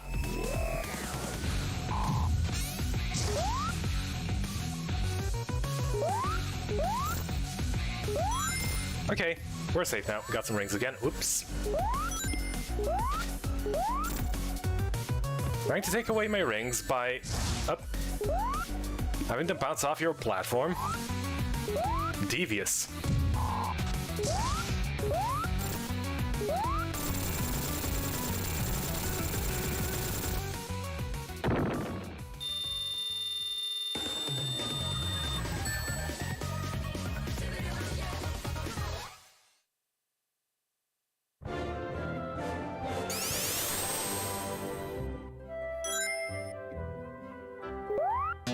Ah, yes, the cloudy... Cloud or something zone where Tails finally decides to use his tails. Whoops.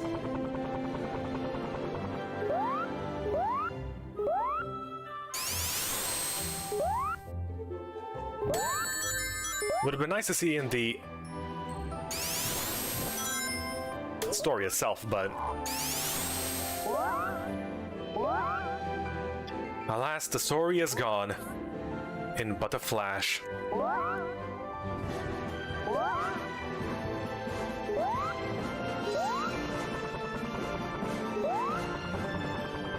The shockwave of the end of its lifespan shook everyone.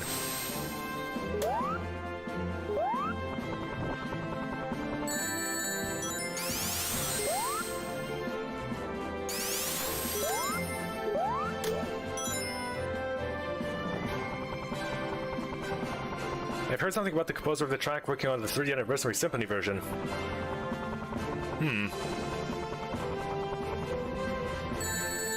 Well.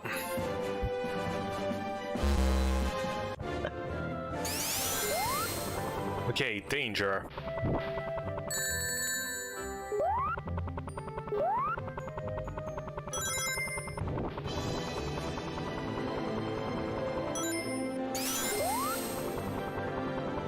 Interesting.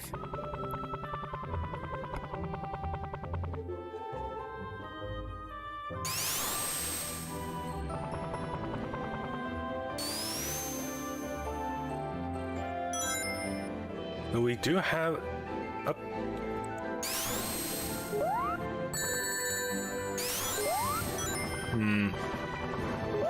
Carefully.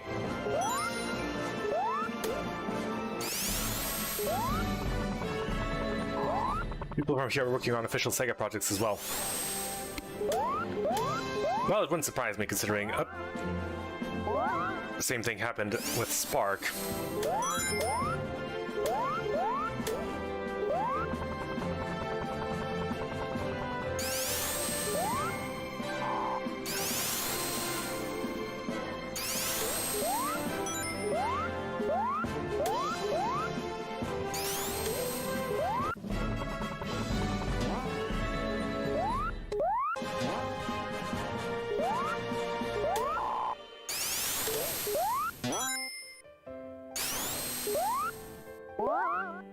Pretty nice up here, though I wouldn't exactly say we are on Cloud 9.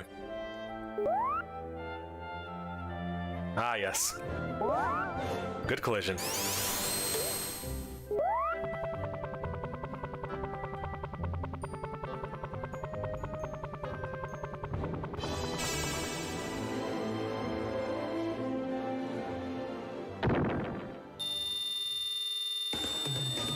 Very nice change of pace. Not exactly what I would call fitting with all the other music presented in this game. Still. A little overly orchestral compared to everything else.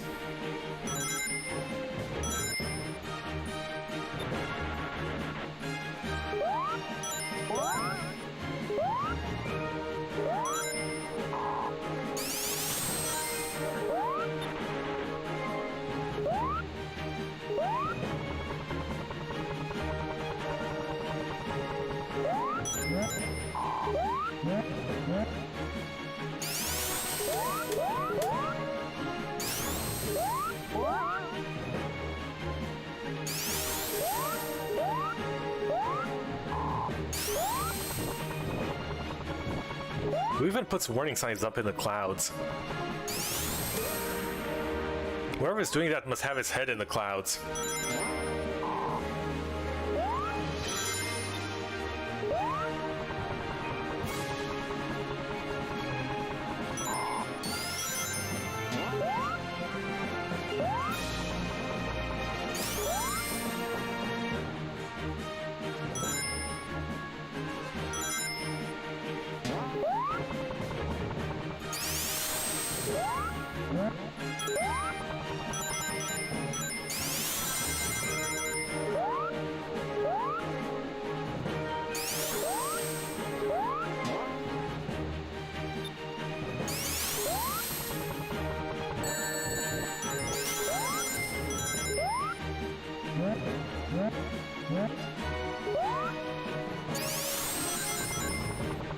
I'm impressed he didn't go all out with things hidden behind clouds on this stage. It must have taken a lot of restraint to not make this as annoying as possible.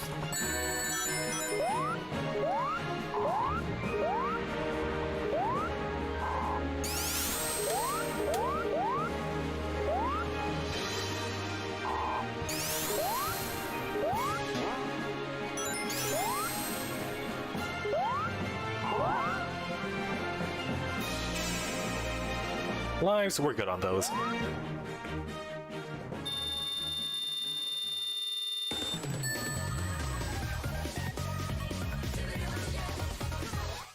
Actually, it would have been nice to see the Cloud special stage, but... Wait a second. That was a special in Act 2.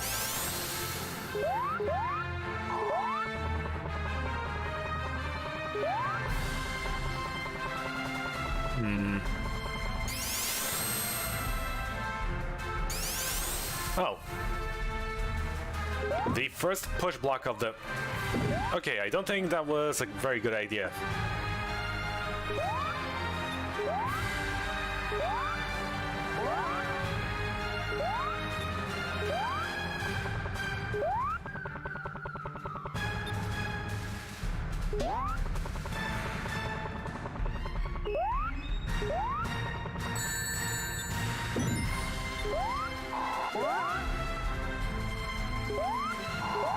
Okay, now we know which ones to not step on.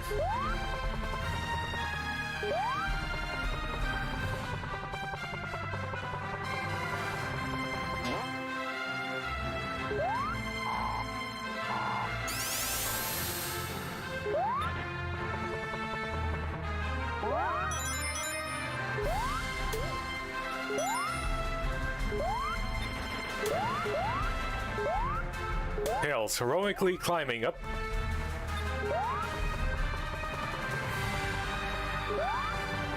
To stop the Death Egg. Actually, he's just trying to reach Sonic, according to the story. But never mind that little detail, it's not even canon. I think I made a wrong turn somewhere.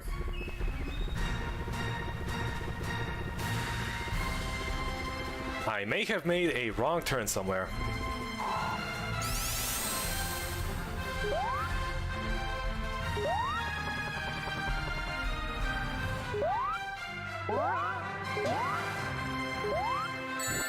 Well.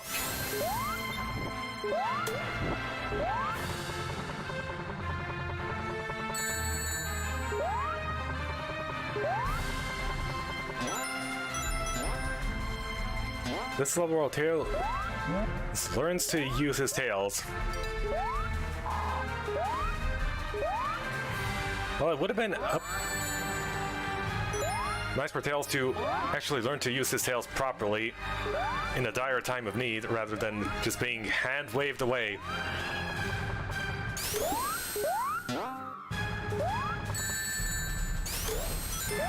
In Sonic 2 Origins.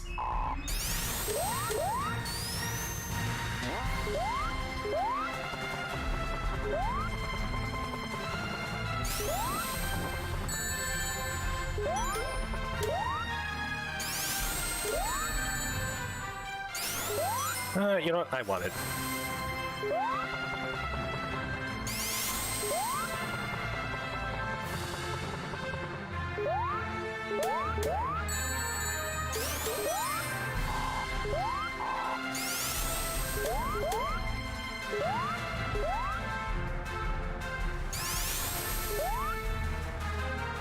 Whoops. There we go.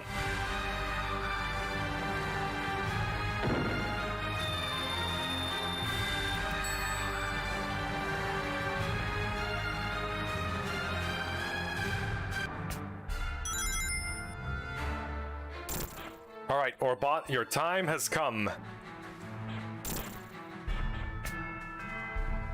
Well, I'm calling you Orbot because I don't really have anything better to call you. You are just an orb. And a bot.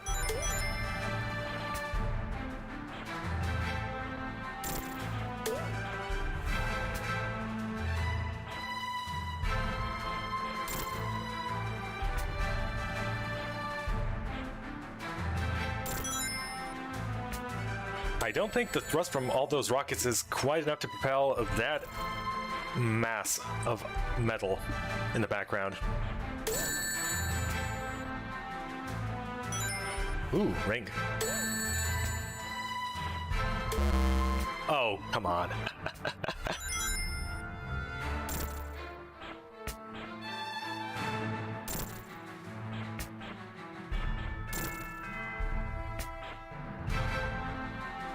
Mere centimeters away from salvation.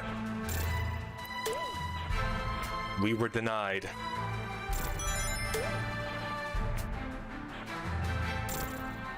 A great and unfortunate happening.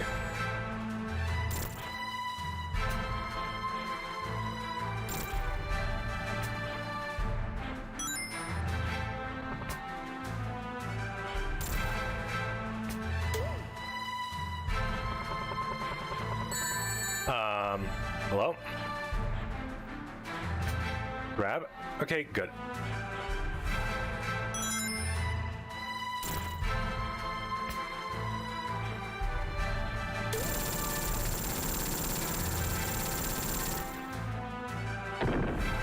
He learns to use late. Well, better late than never.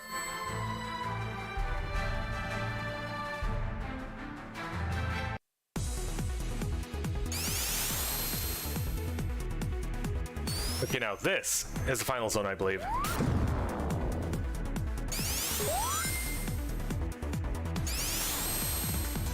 Going into the prototype Death Egg.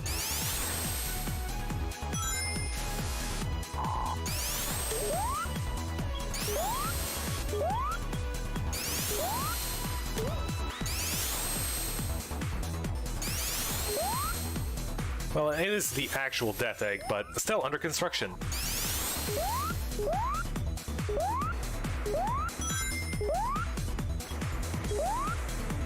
Dude, Marty, it's fine. Whoops. Rings. Much appreciated.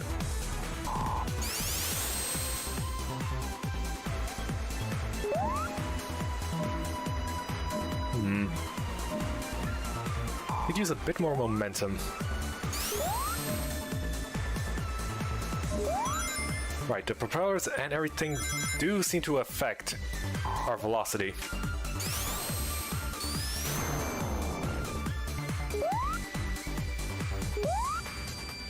Ah.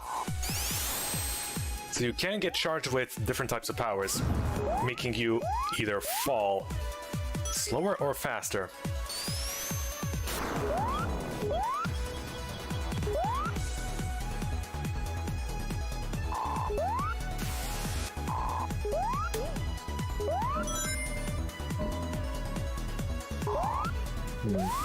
Anything up here? Red.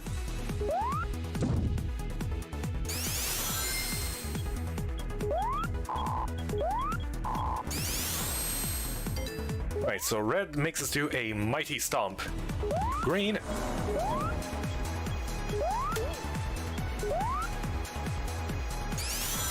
A swift jump.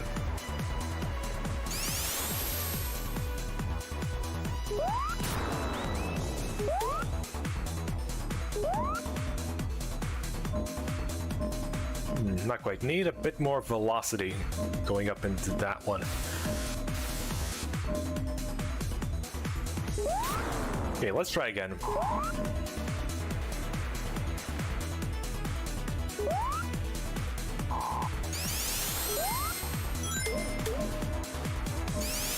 Can we watch the Origins? No, I don't have that one prepared. Well, I could have prepared in a bit, but need to audio balance and everything. Leave before it runs out. And we potentially get... Oh. Well, that was pretty mean. Didn't even get the chance to...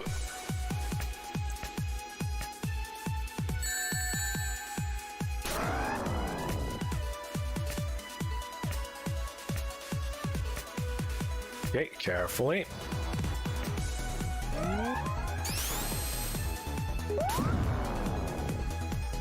Get a chance to react to it myself.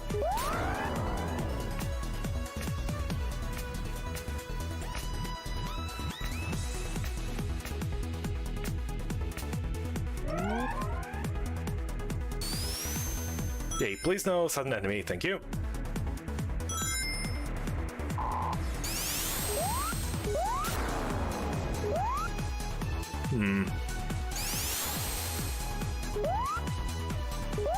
Nope.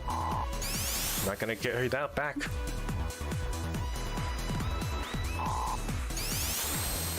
I feel like we're making good time. We can definitely do this in under 2 hours in-game.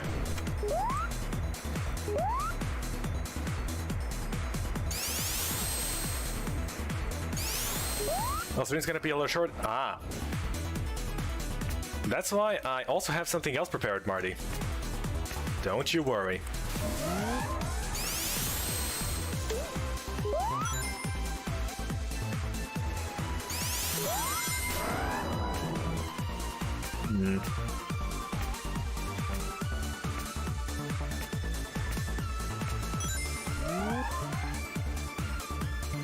Such is the nature of this game. You need to speedrun it in under 2 hours. I would have liked to make a lot more comments given some of the intricacies of the level design and where to place what, but we are a bit short on time.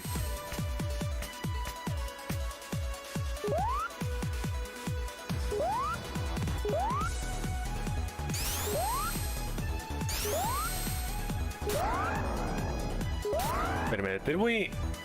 I feel like we were supposed to hit something there.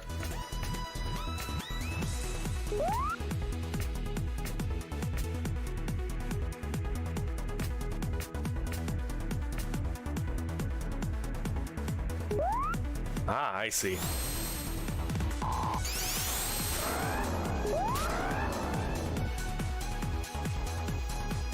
We're also gonna play after the sequel. That's gonna be next stream.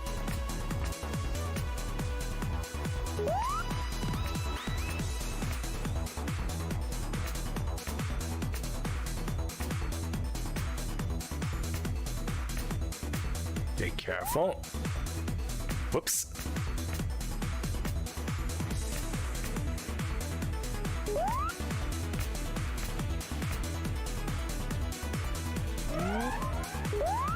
There we go. That's the button you need to press.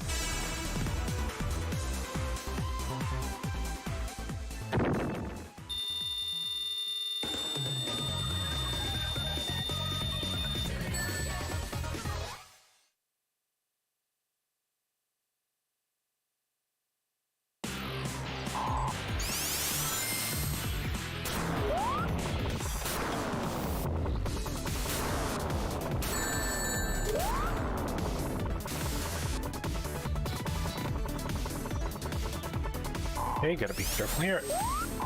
Not quite enough rings. At least not as much as I'd like to have going around.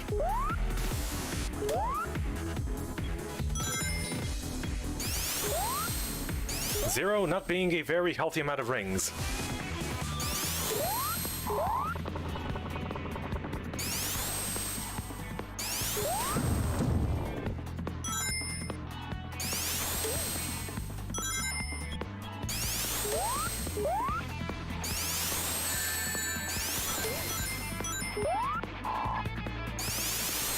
Back in 5 minutes? Alright.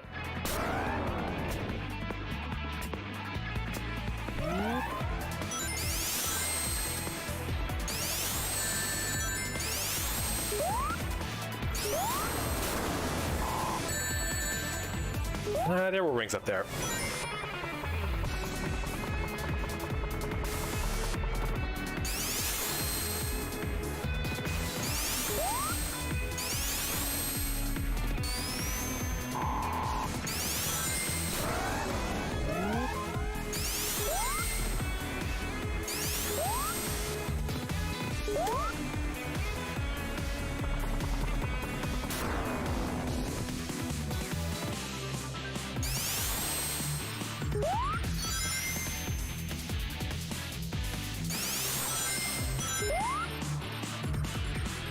I'm just gonna go forward.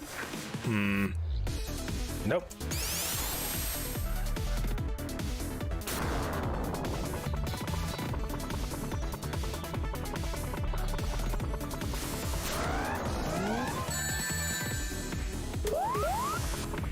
That is an unfortunate pit. Oh dear. Okay, good.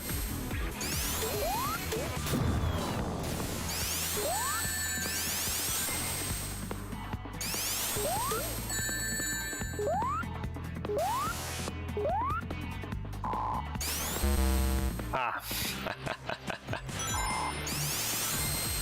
Didn't quite make it. Oh, there was no checkpoint during the whole stage. Well.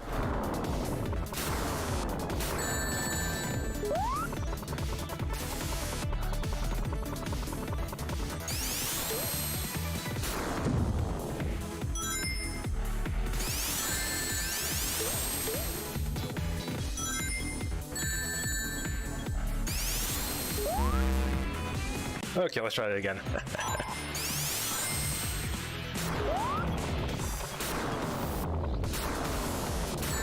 We still have a couple more minutes before our 2 hours is up.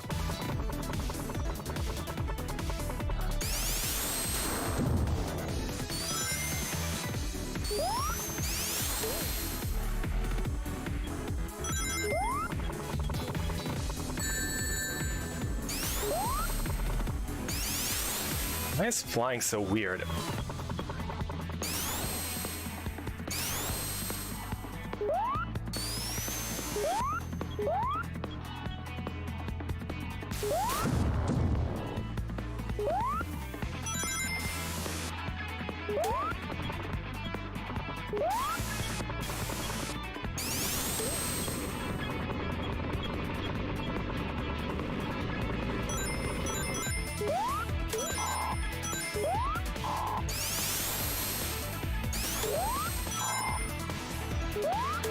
Let's take the high road this time.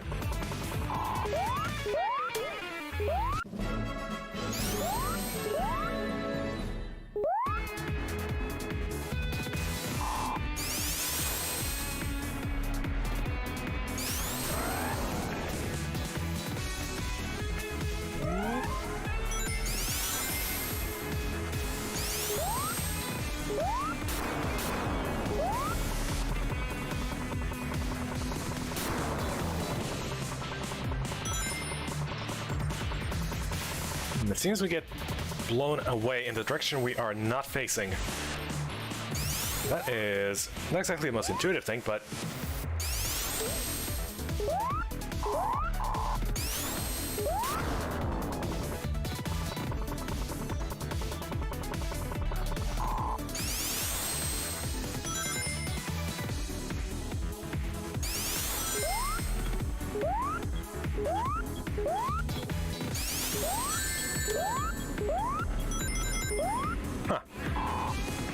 all our rings simply disappeared into the void once we got hit by that guy.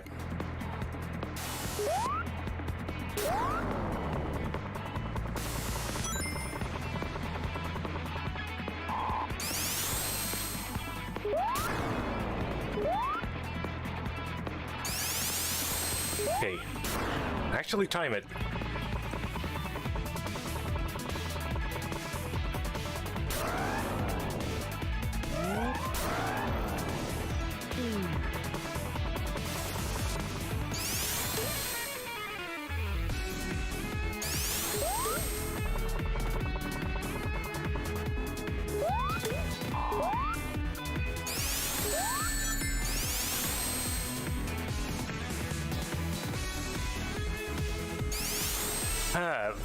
Seriously? I died right before the end last time.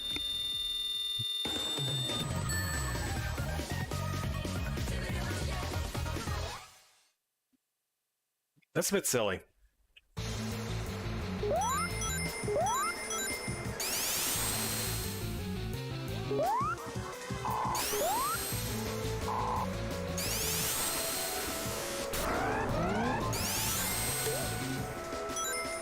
Death Egg Zone as an actual zone in all its full glory.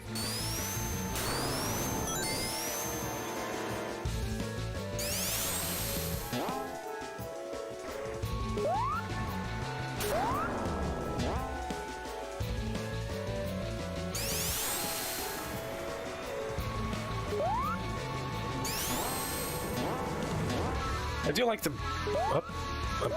bit more ominous feeling. The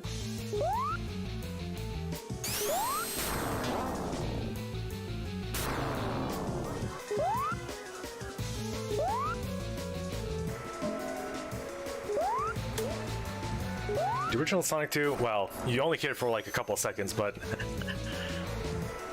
would that have been a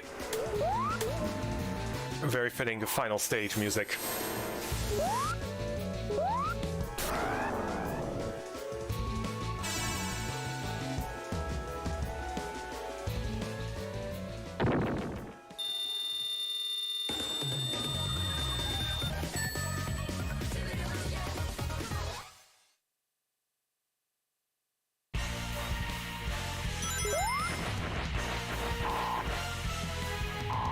Okay, so you teleport around and... I should have figured it.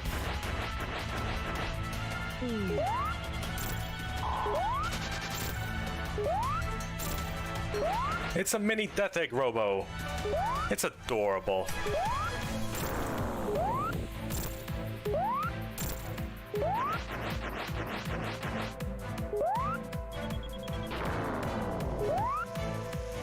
Aww.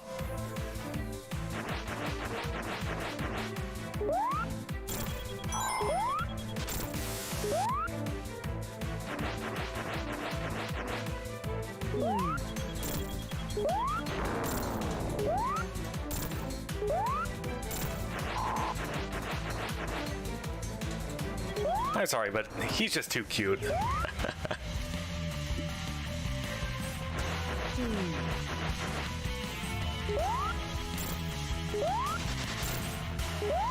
Ew. Great. Oh, come on. How many hits do you take?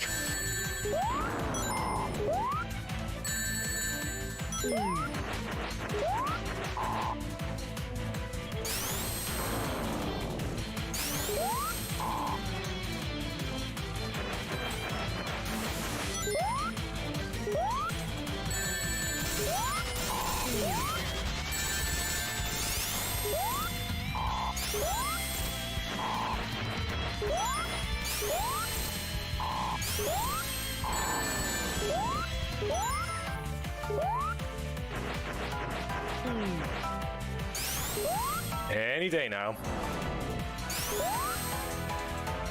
You know, for something that's supposed to be a miniature version,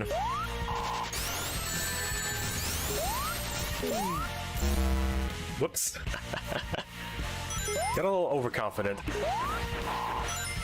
But yeah, for something that's supposed to be a miniature version of it, the big Death Egg Robo, you sure are a lot more sturdy than that.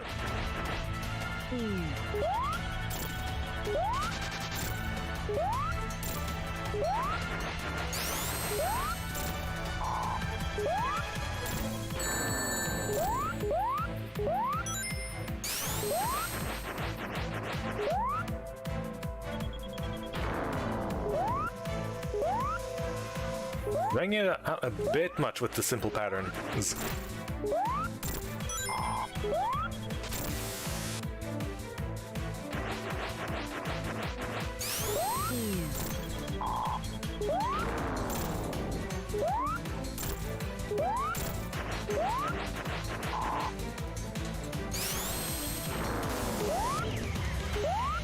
That laser beam, for example, not exactly very threatening.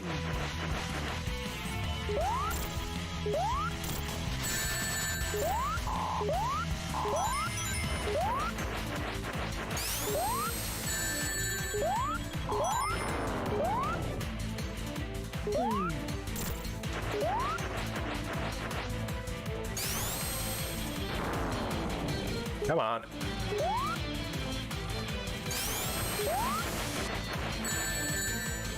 Oh, whoops.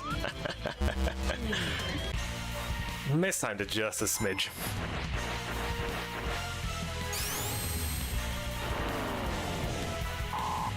Okay, fine, let's be serious.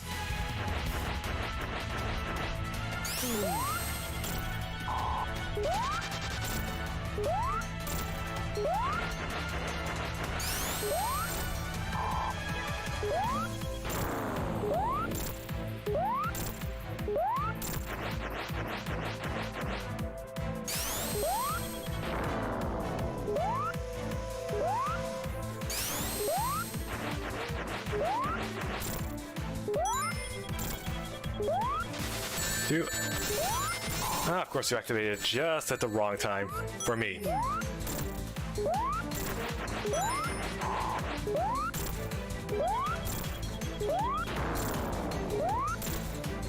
Three, four, five. Oops.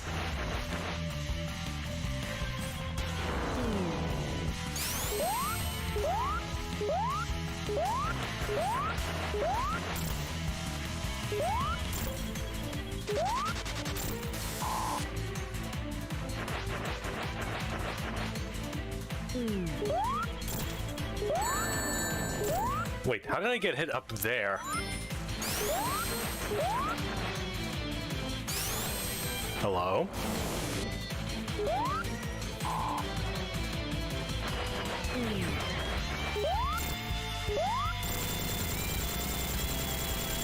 Okay, that took a little too long.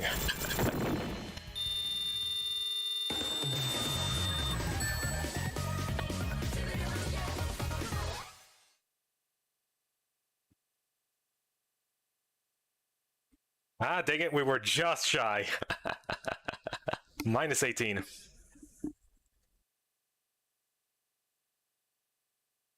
Well, that was too bad for a first playthrough. Hey, silly death here and there definitely costed us.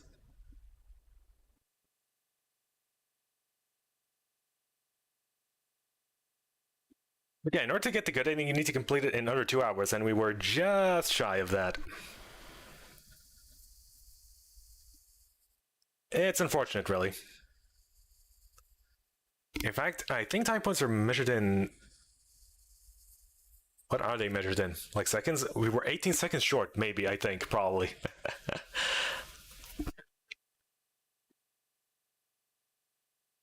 Ah, well, if you want the final boss, go play it yourself, I think, probably. Advertisement. See the true ending, but only if you play it yourself. Yes, that's what I'm gonna go with.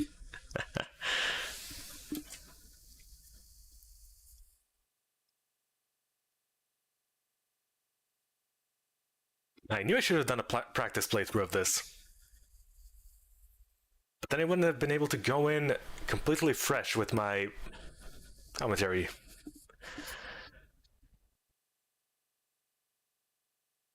Or we can watch the final boss after.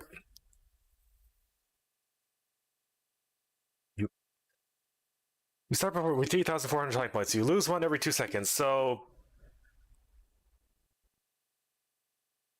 Okay, so if we had one less death on the final boss, we would have made it. Great. That's just beautiful.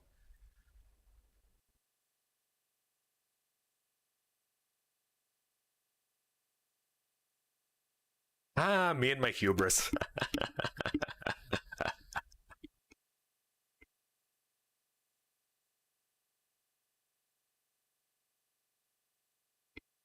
I don't suppose there is a stage like, nah, probably not.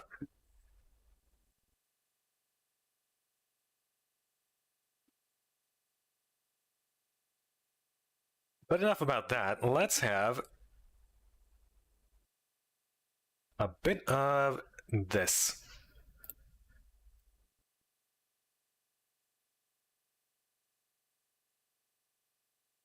Let's just quickly activate. Move this here.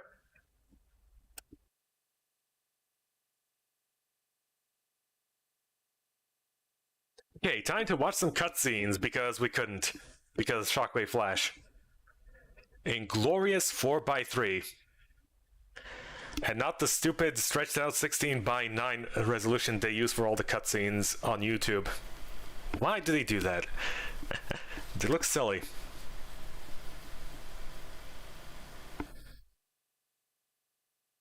And now for the non-canon lore of Sonic before the sequel.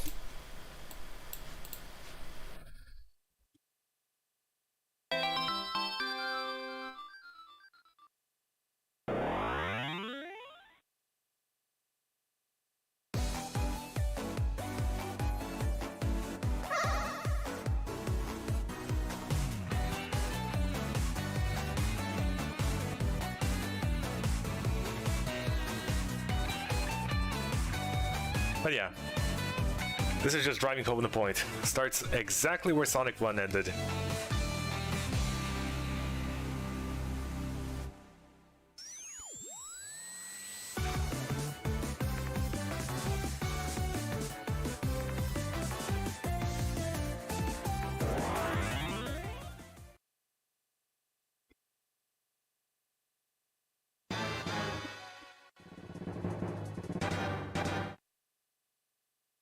Sonic just being teleported by Chaos Emeralds, then running around, meeting the first boss.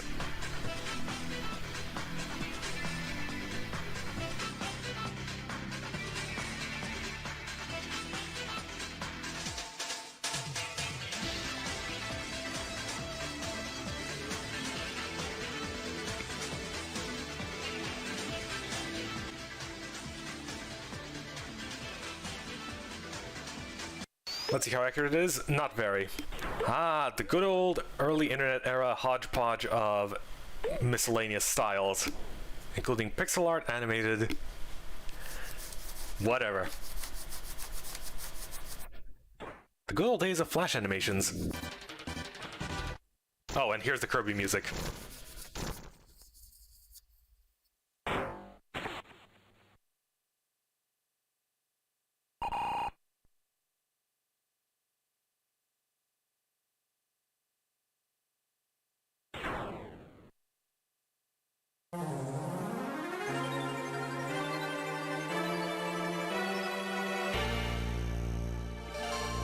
And after running up Red Mountain, Sonic sees the Death Egg under construction. Wait. How fast was this thing built?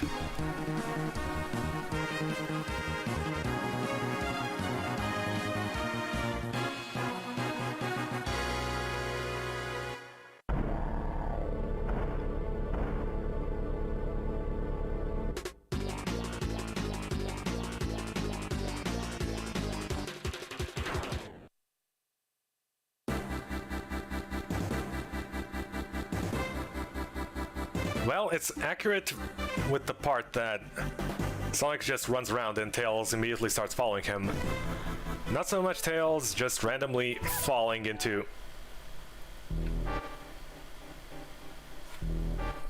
pits everywhere trying to... Oop.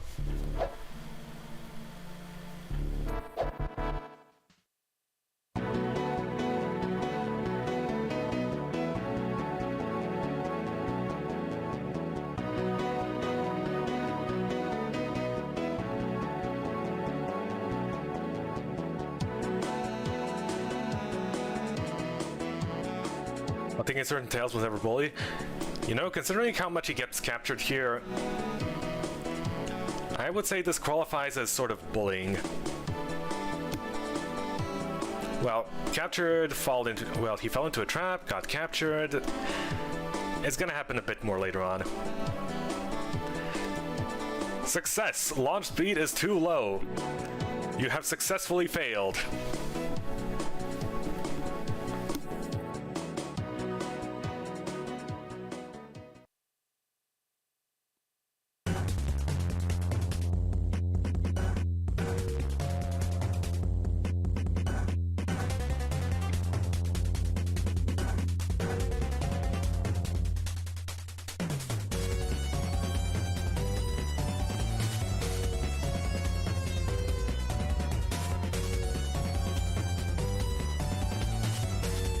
Wait a minute. Is Sonic Labyrinth the only Sonic game in which Sonic has the rolling into ball and looking into the screen or backwards out? Is that the only game with that type of sprite of Sonic?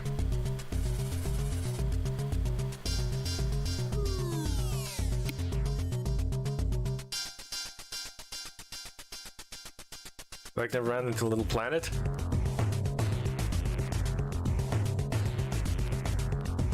Nope. I mean, why would Little Planet be canon if we already have the Death Egg?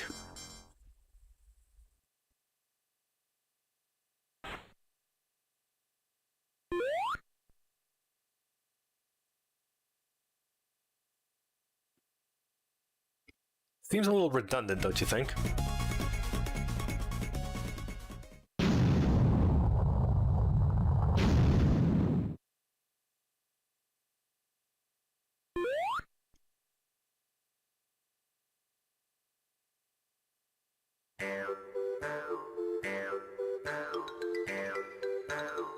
And in the midst of enemy territory, Tails finally meets his hero, Sonic.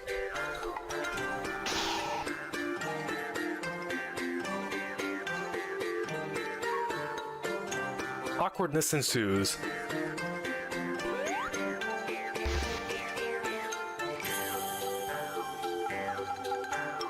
Well, Sonic has been flying solo this whole time, and Tails gets captured again.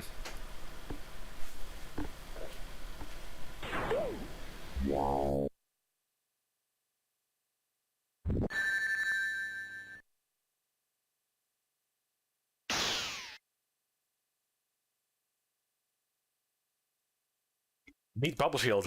Doesn't protect you, but the effects linger.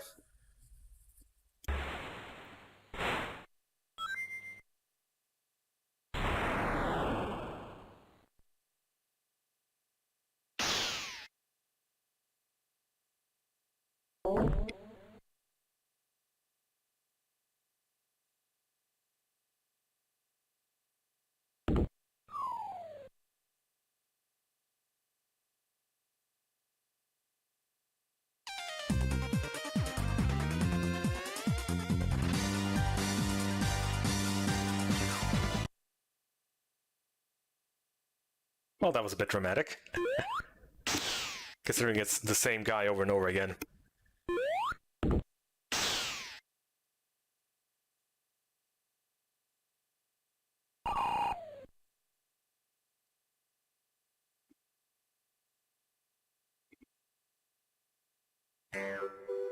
Hmm.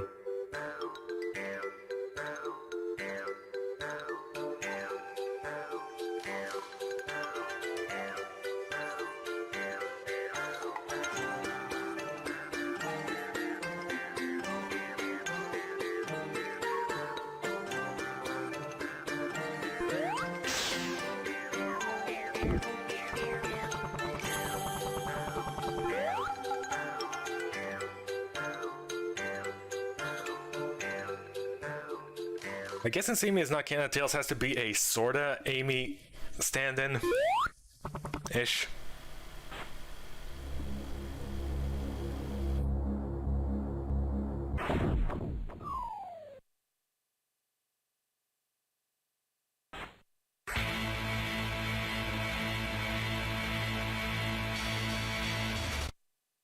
You know, the common theming here is Tails is in fact getting bullied, and after meeting Sonic, he does start using his tails.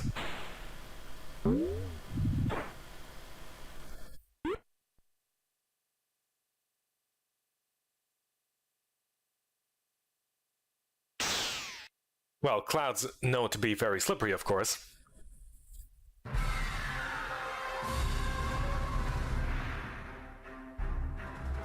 You know, in a way, it did happen the exact same way. Except, you know, I quite like that reflection in the eyes. Sonic characters have giant shiny eyes. You'd think they'd use the reflection of the eyes at least once or twice.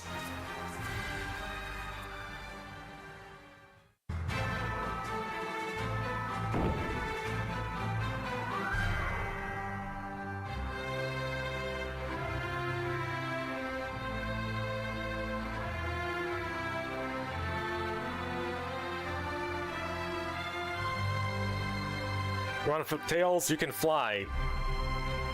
You can do it. Remember your adventures in Tails Adventure where you could just fly infinitely even when you run out of stamina. That didn't exactly happen yet. Remember the future.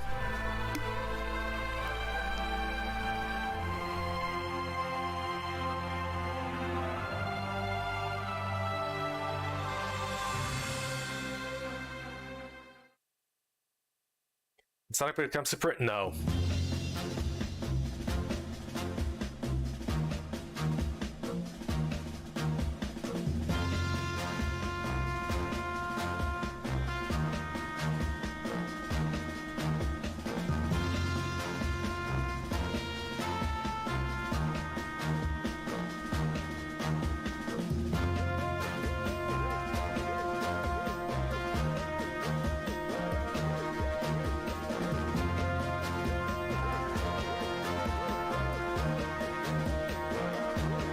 Thus, after a long, grueling adventure, we finally arrived.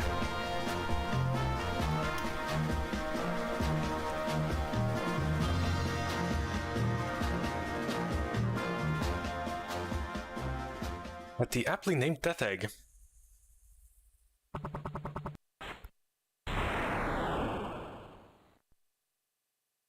Tails!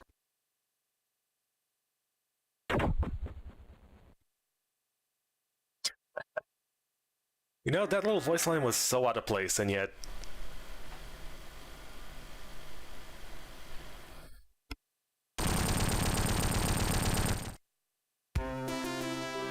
But this is what happens if you were like 30 seconds faster than me.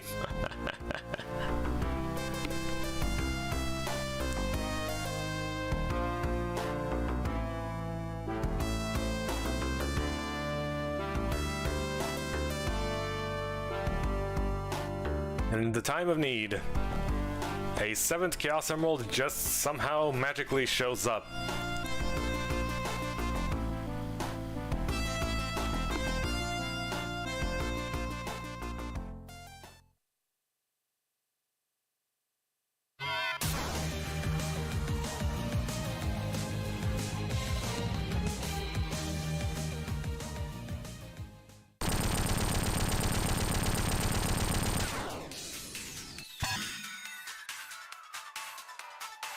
And after destroying the Death Egg completely,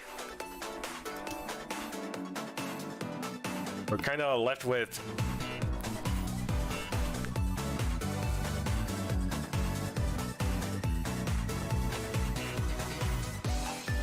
was immediately after Sonic. Well, this was technically also immediately after Sonic 1.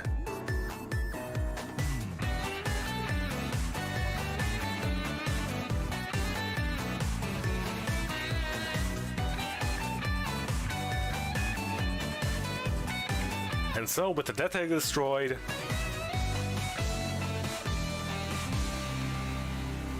we're just kind of here.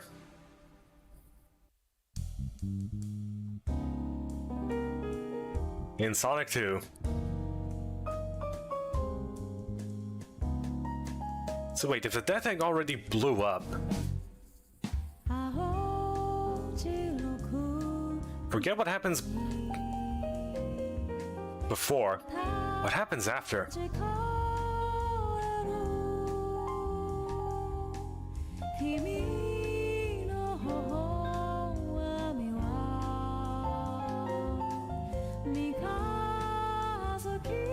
Ah, yes.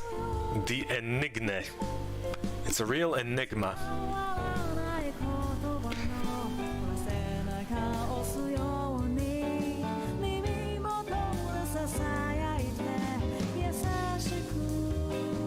Wait a second, is he using the...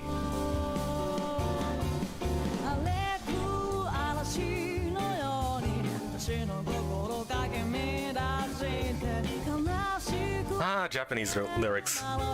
Lol weeb.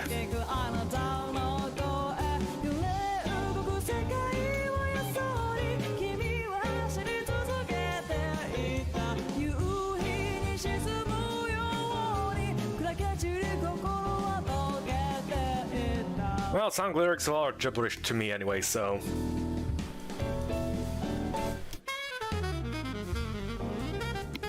Concept, Lake Peppered. Concept, Lake Peppered. Named Chronic. Titanic Power Zone. Graphics by... Lake Peppered and Sonic Team. Concept, Lake Peppered. Cloudy Crowd Zone. By Lake Peppered and Lake Peppered. And those other two zones by Lake Peppered, and maybe some Sonic Team, but also Lake Peppered. Let's not forget to credit Lake Peppered too.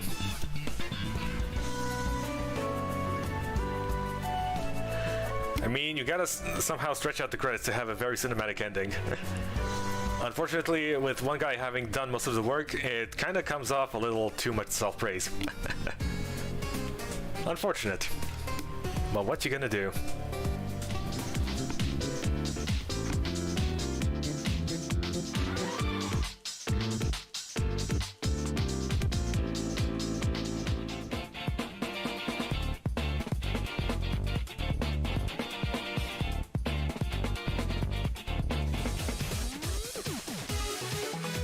Special thanks to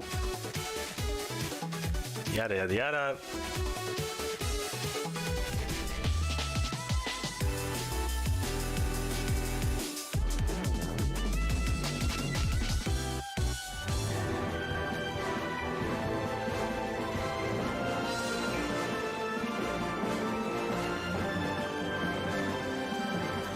Okay, this guy actually had more time points. And that is that.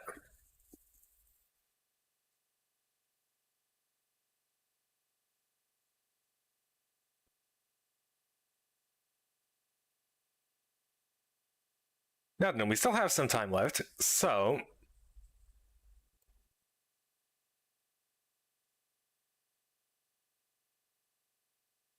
Just gonna get rid of this. Stop this.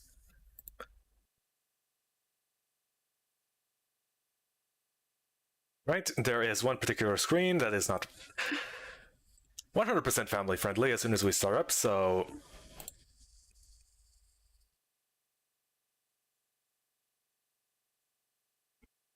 Yeah, this was from a different time.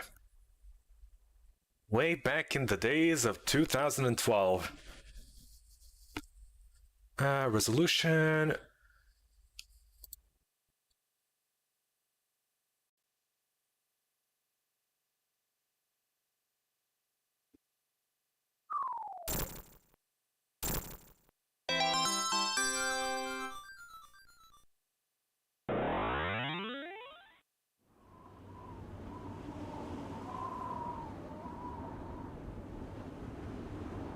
Sonic, before the sequel, The Aftermath.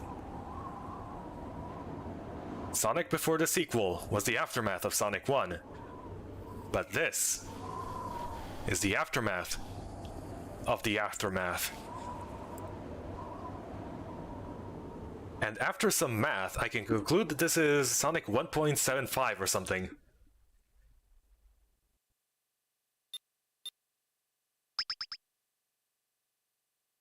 It's pretty short. And a bit of a different gameplay style compared to regular Sonic.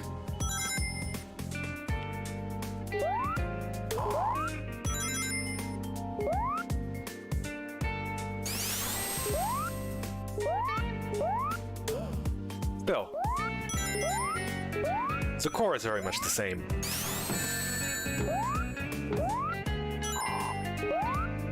Got some big enemies that can actually take a couple of hits.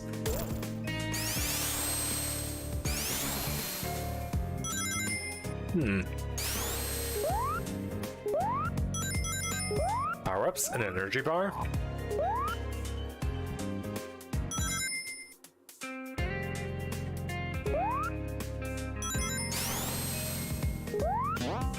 What could it mean?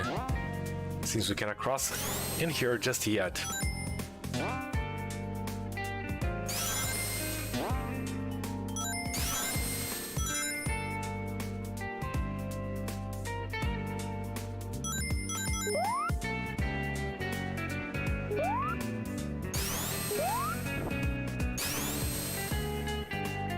Still, the music now is actually fitting. This is just going back. Since this is, after all, an aftermath. Oh boy, it's been a while.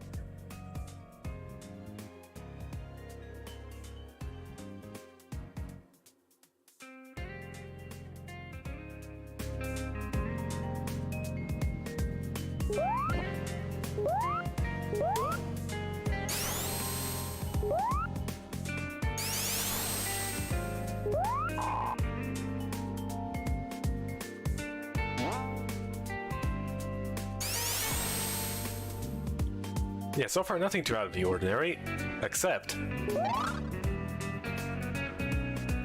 we got some EXP.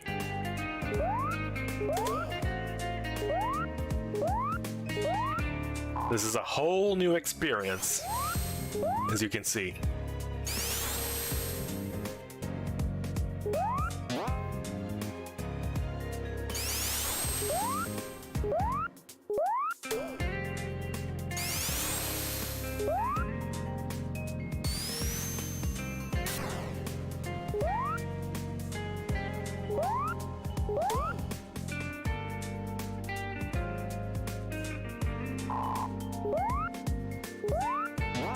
Can't go through there yet.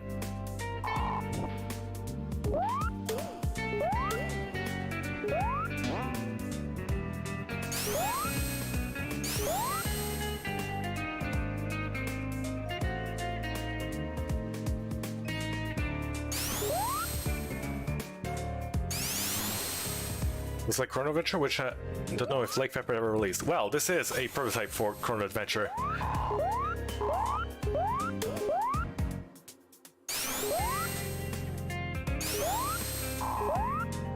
Which in turn was a prototype for Spark the Electric Jester.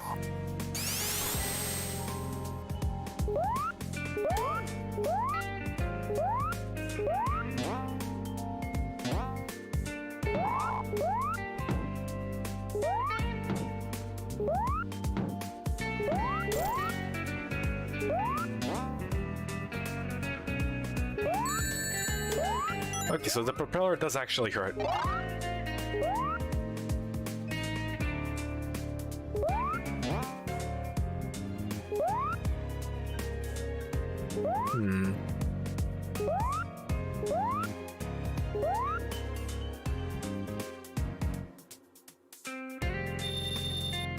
Hello. Hello, Hungry. Nice to meet you. I see you are still hungry.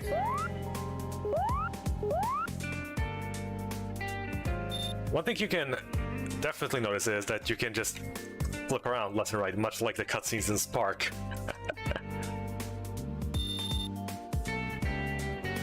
What am I doing here? Just dancing around.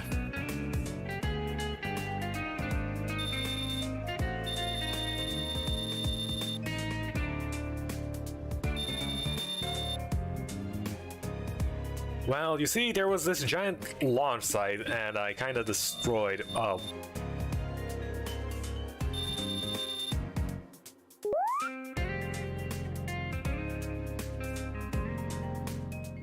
Well, at least someone is enjoying the ruins.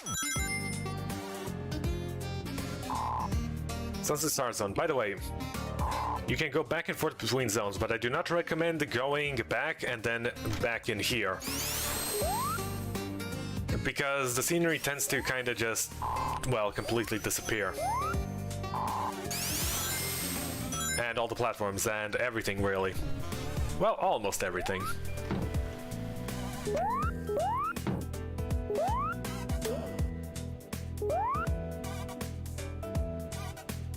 Now, while it may be fun to see,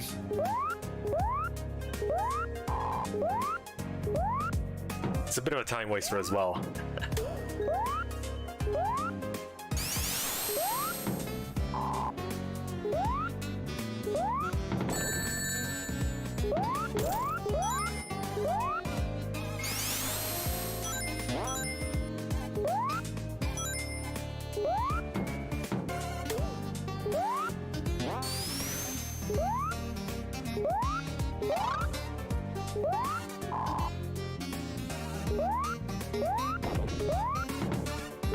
Is this after the sequel? No.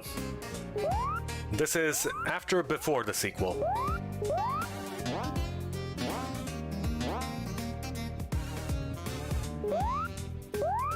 Also known as, well, actually titled Before the Sequel Aftermath.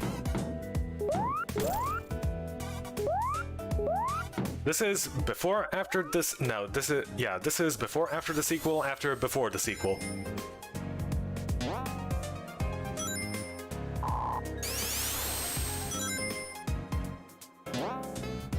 Now, what is not exactly clear is this also before the sequel, or is it after the sequel but before, after the sequel?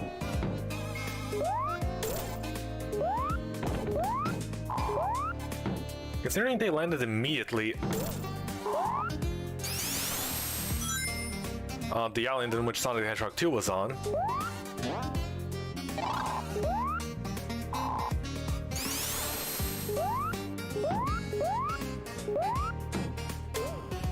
Let's see, this is also after the sequel and after before the sequel, but before after the sequel.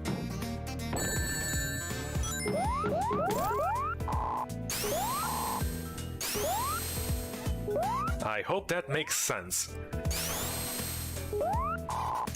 I also kind of hope it doesn't make any sense.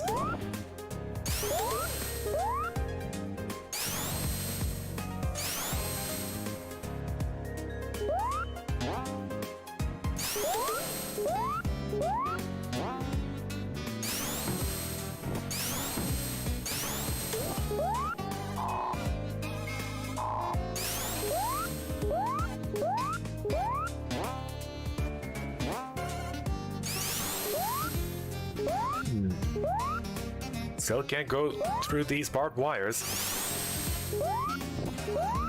We may unlock a power-up later.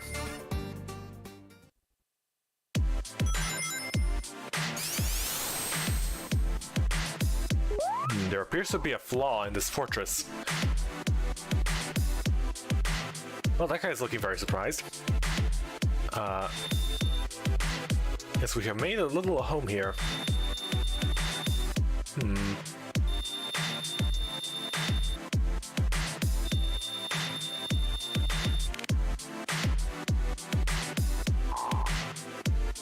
Interesting.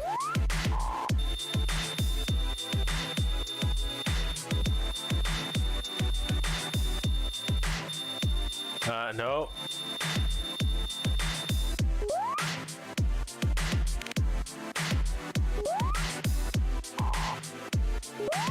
Better not disturb them.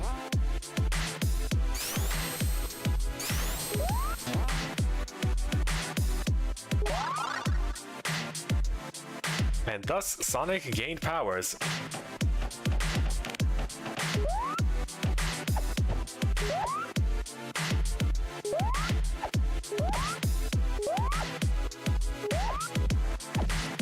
Got a little energy sword.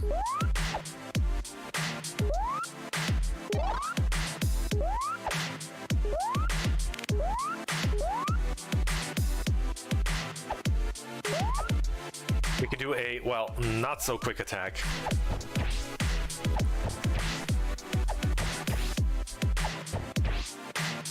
In fact, this seems to be sending us backwards, not in the direction we were facing.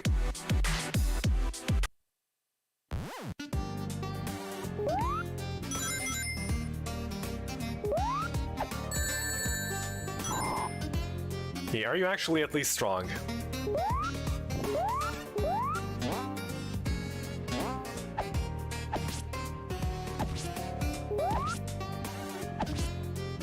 Yeah, it is very slow and clunky. Definitely could use a lot of work.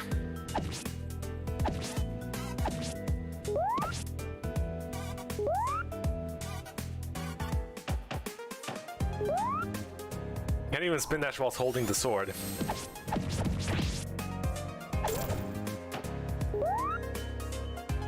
Alright, only draw the blade when you need it. Keep it in a sheath otherwise.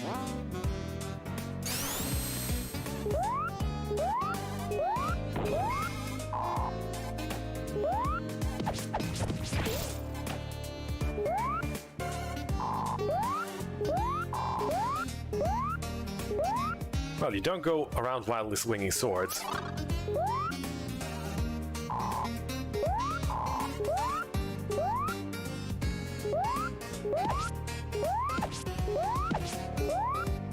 Sonic before the Black Knight.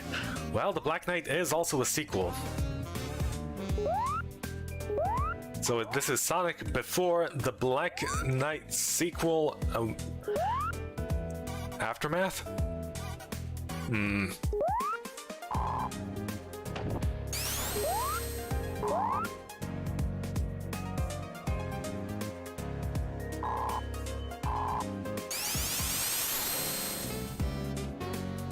Anything fancy up here?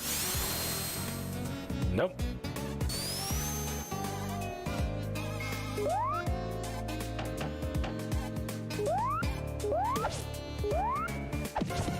Okay, there are bubbles over there. But what is the other way?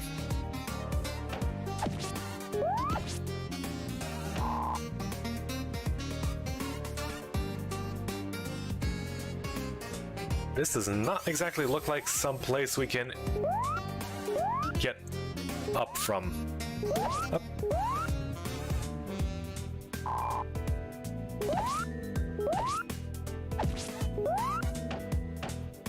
Man, I wish we could just level up this thing already. So we can swing while running.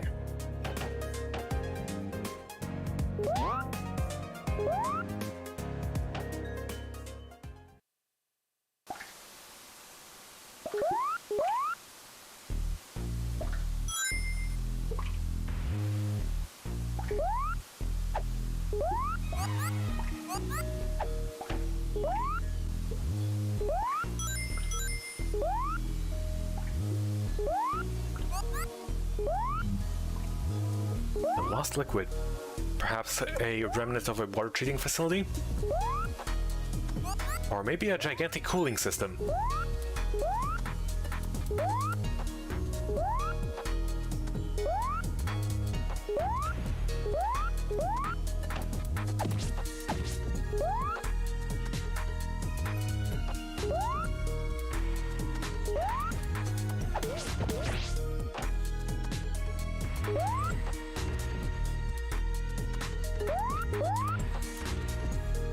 No, the song is very, very familiar.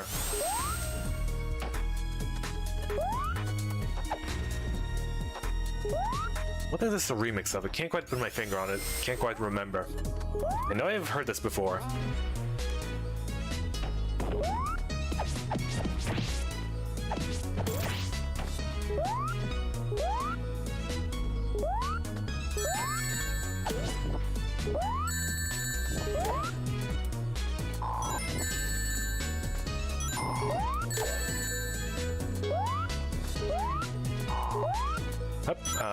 Wow, there were rings here.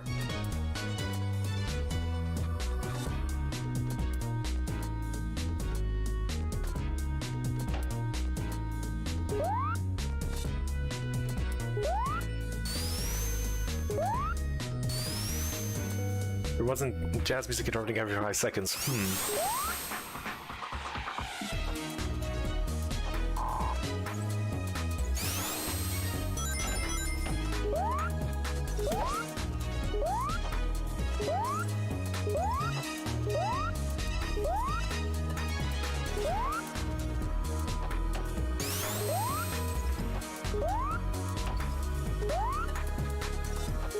But if your battery died, how are you here?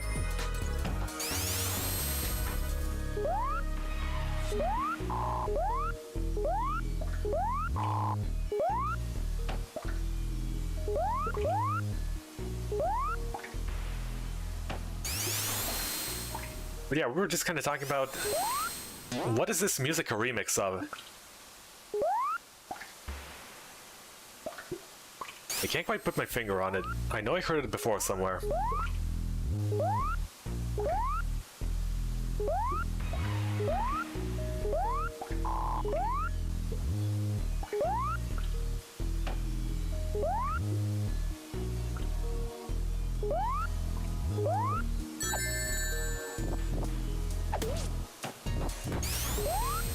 Cool Edge Knight. I don't think it's even a remix. Of course! Now I remember it. It's Cool Edge Knight from Unleashed.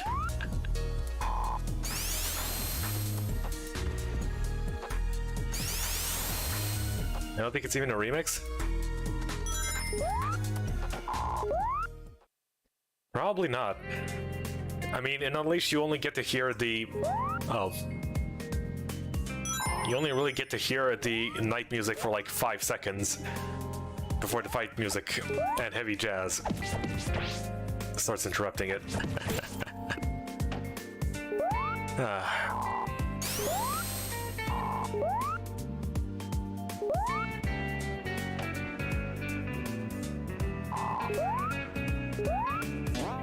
What is the name of this game? This is Sonic Before the Sequel. Aftermath.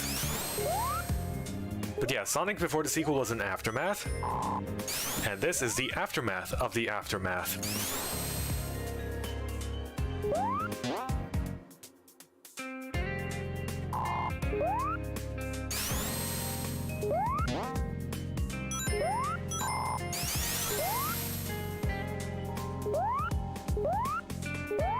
No, seriously, that is seriously the name of the game. Sonic Before the Sequel Aftermath.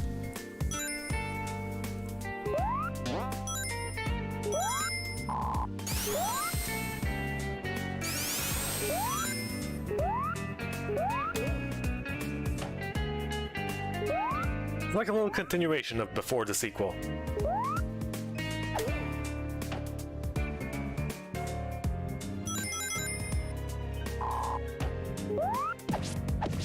Ah, we're back in this area.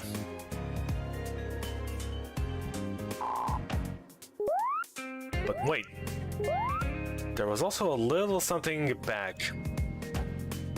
An XP, I believe.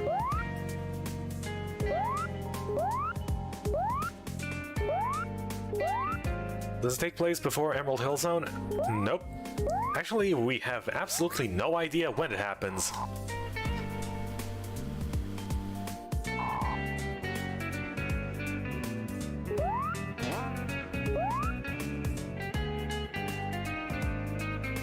This is just a little something.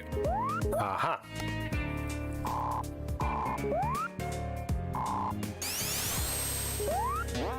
That's just a little something that happens in one of the zones.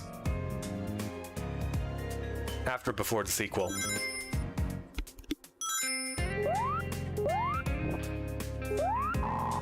Okay, down here. There we go. One and a boop.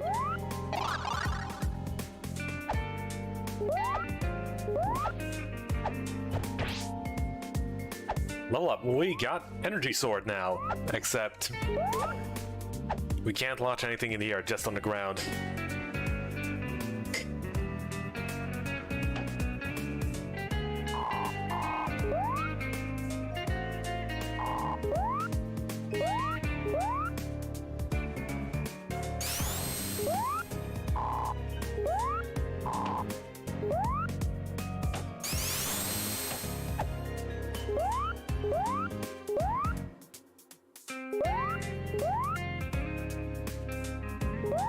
So it's not before Sonic 2 and it's not after Sonic 2.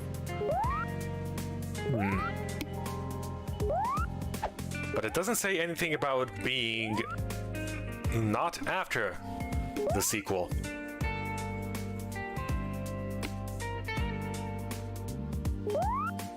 It does say what happens. Well, no.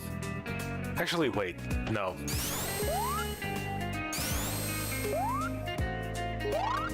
We may have stumbled upon an anomaly within space and time.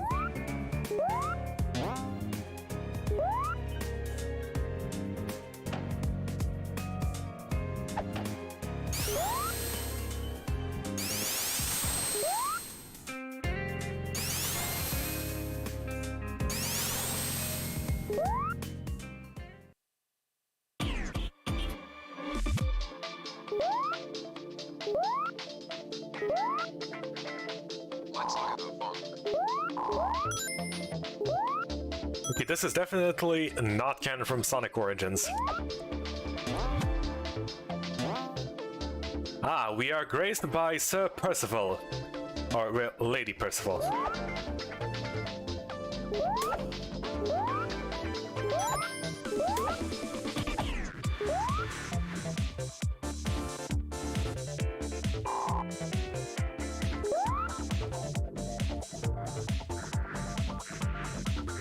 I don't think Percival is a sir.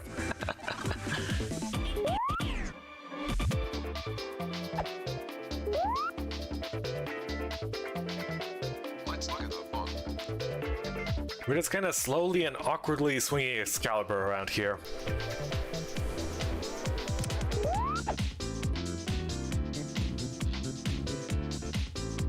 Well, not as slow, well, perhaps even more so slowly than in the actual Black Knight.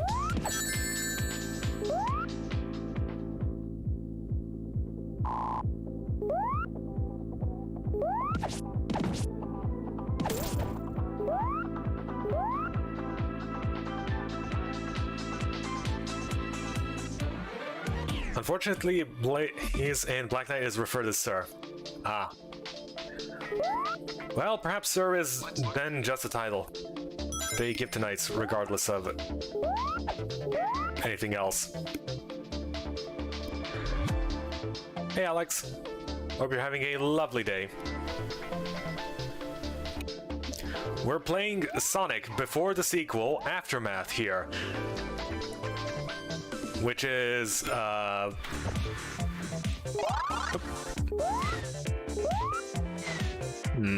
okay. Hold X to charge.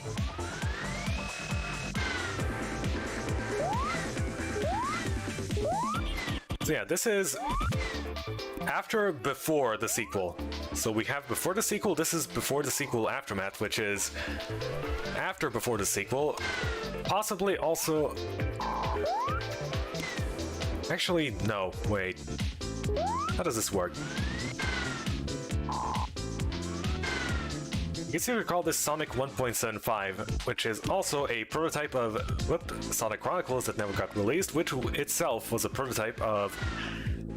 I was holding up. Which itself was a prototype for Spark the Electric Jester.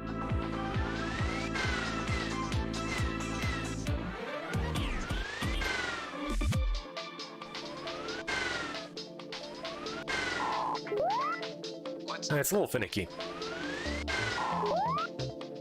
Holding both, but... Okay. Only release X, don't release up. That's a bad idea.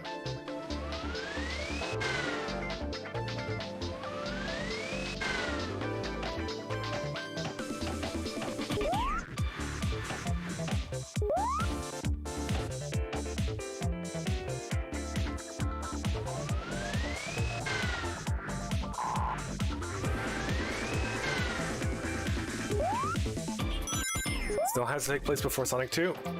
I disagree. Hold on. Okay. Let's look at the book.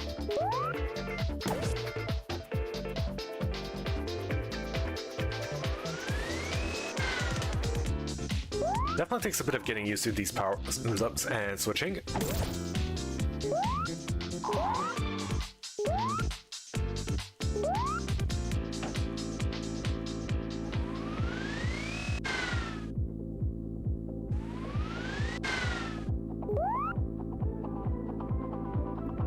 Sonic has incredible leg strength in order to be able to run fast.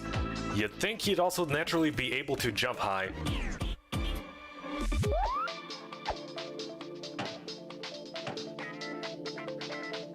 Yep, this is a fan game. Pretty friendly.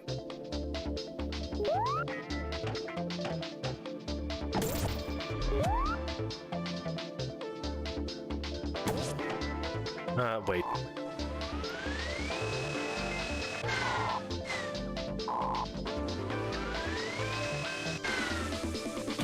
Ah, not quite.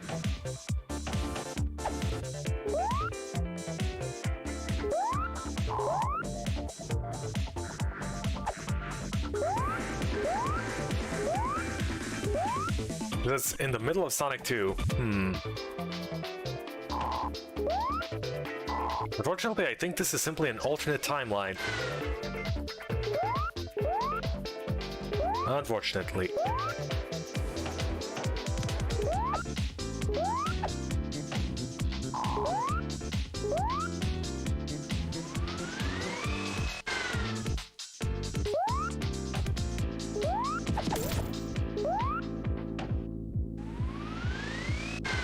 Okay. Getting a pretty good hang of this. And you can only switch whilst planted firmly. Gotcha.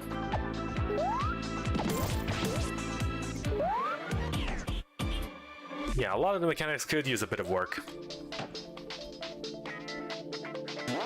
Let's look at the funk. Oops.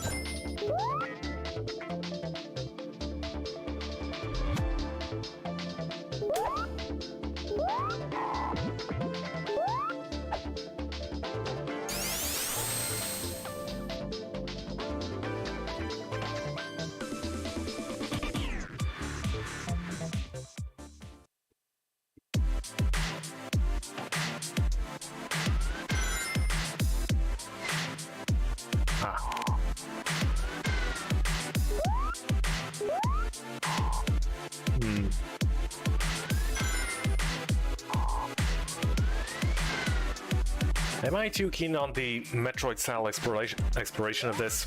Oops.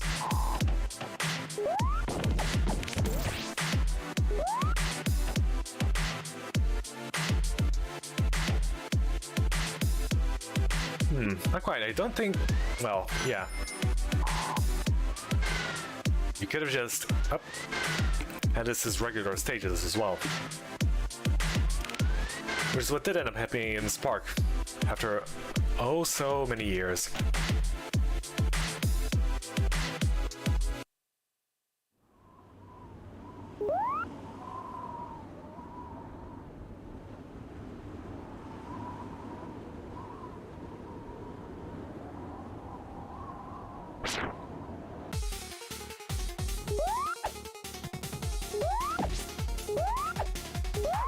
Come on, I managed to nick you once. Oh.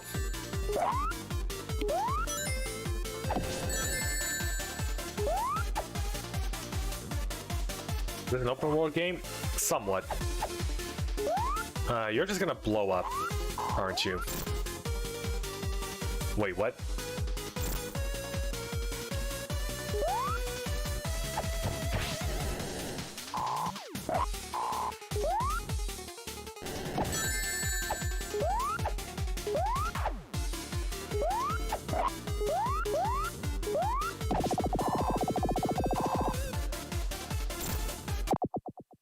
Get booped.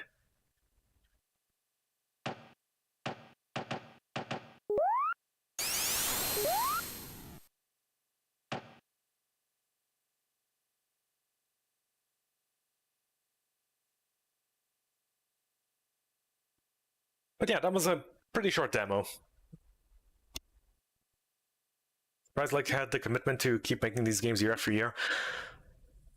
Well, if you keep making these year after year, you tend to get a bit more experience and then get more drive to do so. It's like a positive feedback loop. The more you do it, the more you like to do it. And the more skilled you become.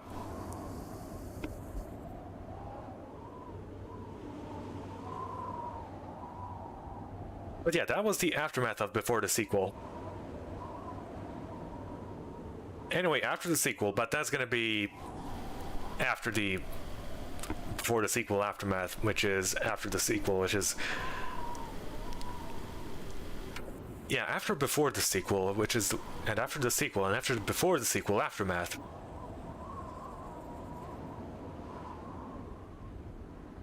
Well, we'll just see afterwards.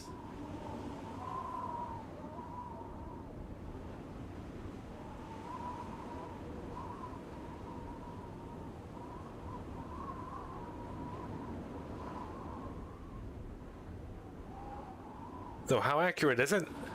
Well, before the sequel was pretty accurate. Tails got bullied all over the place. He met Sonic, learned how to use his tails. And the 7th Chaos Emerald just so happened to show up out of nowhere as well.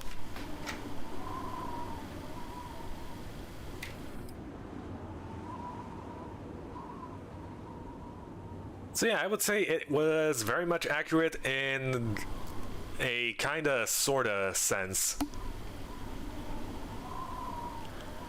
We are winner!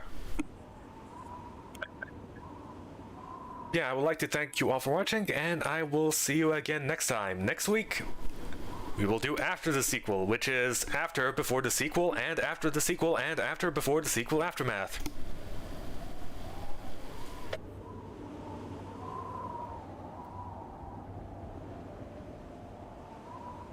Right, have a good one.